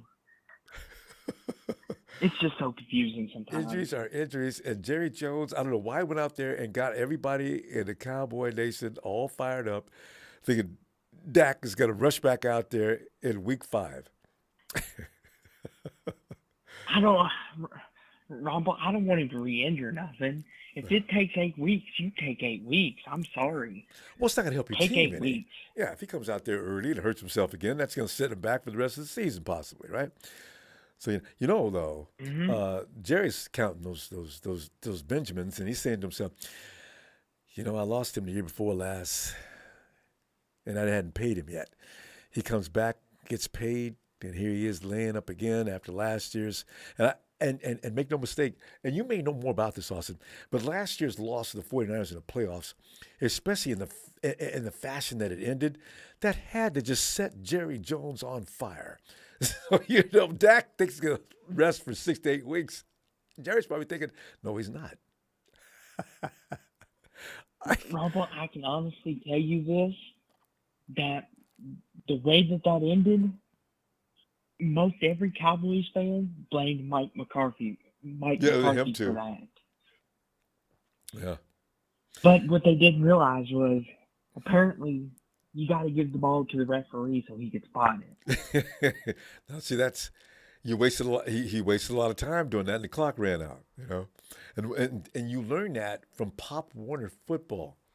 What in the world was Dak thinking? Anyway. You know how it is, Ronbo. Austin, you want to try to make a play, and you want to hurt? Yeah, I know you weren't thinking. Austin, no, is Dak Prescott? But is he a $40 million man? Yes, he's worth every penny. All right. Yeah, as long as you guys are happy. I always wonder when guys get paid because I don't know where these prices are going, but I suspect. Now, didn't Aaron Rodgers just pick up near 50? Yes, he actually picked up more, I think. You wonder where these prices are going. I think well, I know I saw something the other day, Lamar Jackson, his contract extension coming up this offseason. He turned down. down How much the Ravens are going to have to pay for him? Well, you know what? He just turned down a very large. I figure it was over $200 million.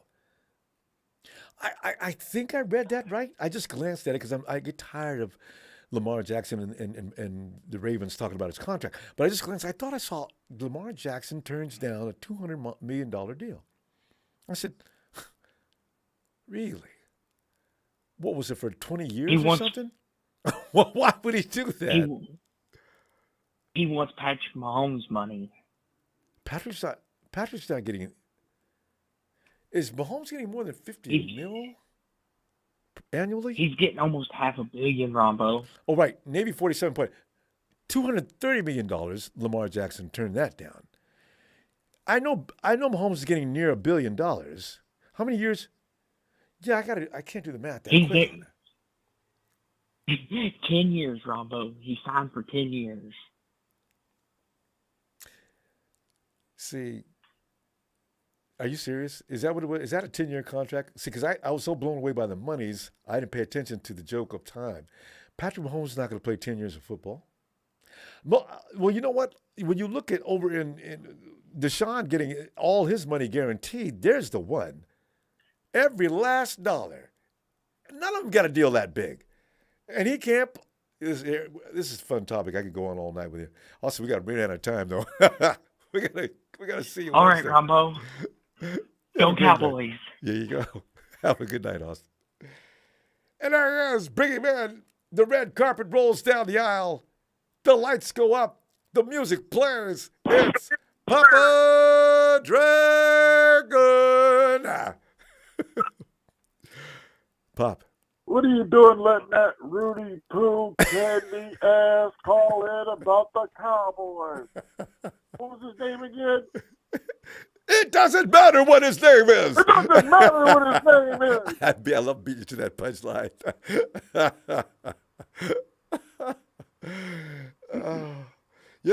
All right, we're breaking we've down had two like folks from fractions. Dallas tonight call, which is interesting. But Pop, go ahead. Exactly. I just want to come out right now and say right now that Trey Lance injury is not Kyle Shanahan's fault. It's not Trey Lance's fault. It's blame the game. It's Blame football. the game. Yeah. It's football. However, Kyle Shanahan is responsible for the state of his team. Him and John Lynch both. I have it on very good authority that the locker room was indeed skeptical of Trey and 100% behind Trey, but they were skeptical. And mostly it's because Big Daddy Jimmy G was still in the house. And you knew that was going to be the case. Okay, so if it didn't get bad, if it didn't get bad yet, it was going to get worse. As far as the fan base goes, the word fan comes from the word fanatic. And I am not a fan of the 49ers. I am a faithful of the 49ers. I am a bang bang Niner gang banger there you go. Of the 49ers. Yeah. Which means that whoever's in the car, whoever's in a lowrider, let's strap up and let's go get it. Period. It don't matter if it's porn star Jimmy. It don't matter if it's Trey, I'm gonna run into a brick wall for you, Coach Lance. Yeah. Now that being said, Jimmy's dating wholesome the girls reason these why days, by the way. reason why Shanahan's responsible because he's the boss. Yeah. He's the head coach. He's the head coach. If you know, so if you got to sell your team that we're going to start this kid and develop him and win the Super Bowl, although the guy that's been there and done it is sitting right there, and you know this kid's not ready, that's on you, Mr. Shanahan. If you feel that you have to take your 4 draft picks and go get a fullback and put a quarterback radio headset in his helmet and run him up the middle, although a year ago you said you weren't never going to do that with this dude, that's on you, Shanahan. Am I blaming him? No. But he's responsible. What frustrates me is that he won't take responsibility. Now, he's apologized to Lance. If he wasn't responsible, what you apologizing for, dog? Okay, so you get up in front of the media and make these cockamamie excuses when people are asking you straight up questions about why you're doing what you're doing. Oh, well, the Bills do it. Well, guess what? The Bills didn't run a single quarterback draw or power in between the tackles all night tonight, and they won 41-7. Not a single one. It's an unnecessary play. It's unnecessary to split your carries between 4 players, and one of those players is the quarterback. It's unnecessary. And It is risky. unnecessary. We go through running That backs is why he's every getting year. the scrutiny he's getting. Mhm. Exactly, because right now there is no absolute guarantee at this point. There is no guarantee that Trey Lance comes back 100% mentally and physically from this. Now, they said he's going to make 100% recovery. I understand that. His fracture was not as bad as Dak Prescott's. I understand that. Okay, he didn't have a compound fracture, he had a fracture. That's good. Okay? The reality is that not even for Jimmy Garoppolo was this team set up for success because he doesn't protect his quarterbacks. Any NFL player in the world, any coach, you don't want your quarterback getting hit because if he goes down, you're in trouble. Your job is in trouble. Everyone's job is in trouble. But for dysfunctional franchises, right? I've seen dysfunctional franchises keep losing coaches for 10 years. And right now, Shanahan's a losing coach.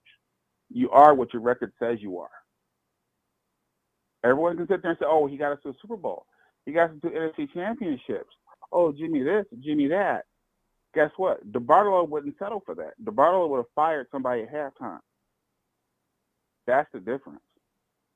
The difference is I really don't think the Yorks value getting a championship as much as they value getting that paper. Fam, always excellent points. We can never get enough of you. But we got to go though. Bob, we're not on a bookmark because you're gonna have new material by the Wednesday. We're gonna have to go and get you on Wednesday. Bam boom, bam boom. Where y'all at? Yes. Right. Sleeping. They should be at this hour, right? And give my best. No, they're sleeping. We had parent-teacher conferences today, and the compliment she said was, "Yeah, I'm really impressed by your daughters. They wake up at 5 a.m. every morning." I'm like, all right, yep. All right. Get hollered. Let them know I'm thinking about them. All right, Phil. And Mrs. Dragon too. Yeah, right, I Phil. will, man. All right. Yeah, Bye, shout out to production. Thanks, Phil. And we go now to Tony, Atlanta's Tony. Ronbo, good evening. Good evening. Good evening, How are Tony. you? Good evening. Well, Tony, as you know, I was pulling for you so hard yesterday. Oh man, I saw upset to make it. I kept watching the scoreboard. Oh, look at Atlanta! They're climbing. Oh, they're climbing back in it. Oh, God! Just came up with those. Was there an INT or something? I haven't watched the whole game yet. Well, Ronbo, like I said, the Golden Boy will lead the league in interceptions. He threw 2 more yesterday. That's what he does. That's what he does. And famous Jameis threw 3. Yeah, I saw those. I said them 2. Yep. Because that game came out early. Ronbo, we blocked the punt for a touchdown. Our second-round pick went right up the middle, blocked it. Troy Anderson and Lorenzo Carter returning for a touchdown. Then toward the end of the game, we intercepted the Golden Boy, which put us in position. It was 31-27 because we went for 2 and got it. It was 31-27. Ronbo Mariota on 3rd and 13. We were at like the 32-yard line. All we needed was 13 yards, Ronbo. He tried to go for broke and throw it deep in the end zone. It's a double coverage to Brian Edwards and Jalen Ramsey picked it off. It was high. Now Jalen's talking major trash. Yeah, but even if we had scored that touchdown, Ronbo, like I said, the play call was wrong. Get the 13 yards. It was 1 minute and 11 seconds left at that time. We were right in the Rams' territory after the Golden Boys interception. Throw short passes, run, and then use your timeouts. Don't try to get it all because if we had a score at Ronbo, we'd have been up 32-31. They would have got the ball back with about 1:03 left. See what I'm saying? Like you're saying, you dual things there. You're burning up the clock, and so you do get in striking distance. They shouldn't have a lot of time to score, and then they got to go in, and all they can do from that point is throw, and all you got to do is sit back in that prevent, keep everything in front of you, and you'll be fine. Damn. Yeah, but I thought that Arthur Smith, that was a bad play call. Don't get the first down. Don't worry about getting it all. And it got picked. How much time was left So on the clock, though? it was a minute 11 at that time. All we needed was 13 yards. We didn't need the whole 32. Couple out of bound routes. That's all you got to do. Just move it. And then, Ronbo, I would have even ran the football. Like after we got the first down, give it to Cordell, run it. The clock's running, and then they either gonna call a timeout or we can call a timeout. It don't matter. Yeah, because at that point you just run the ball out of bounds and kill the clock. Yeah. Don't use your timeouts until you have to, right? So that's Hey. But Ronbo, now everybody's calling for Marcus Mariota's head. Ronbo, he runs too much. I'm not calling for the man. He runs too much. Well, that's how he got famous when he was at Oregon, right? Yeah. Yep.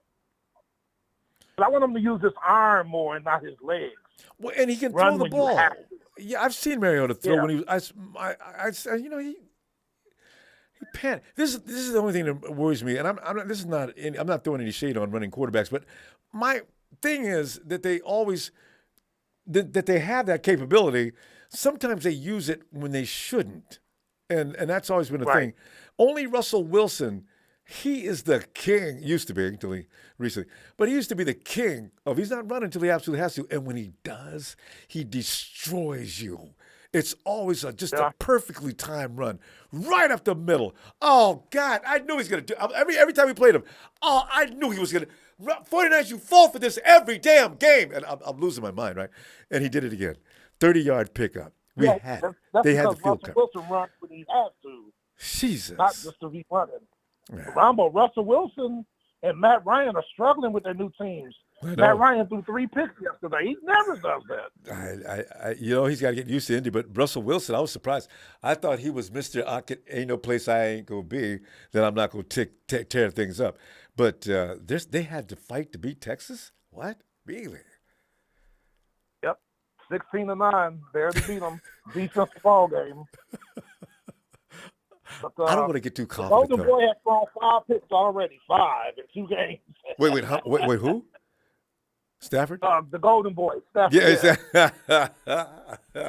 See, Stafford thinks he can't be denied. He'll throw the ball. I don't care. But that interception he threw to Jimmy Ward last year. Yeah, you just got, what are you throwing the ball to OBJ for? In fact, he's dragging ass on that route, and Jimmy's standing there waiting, and you threw it right to him. What do you do? What? I don't know. Hey, Ronbo, I hope I heard Trey Lance's surgery went well. I was praying for the young man.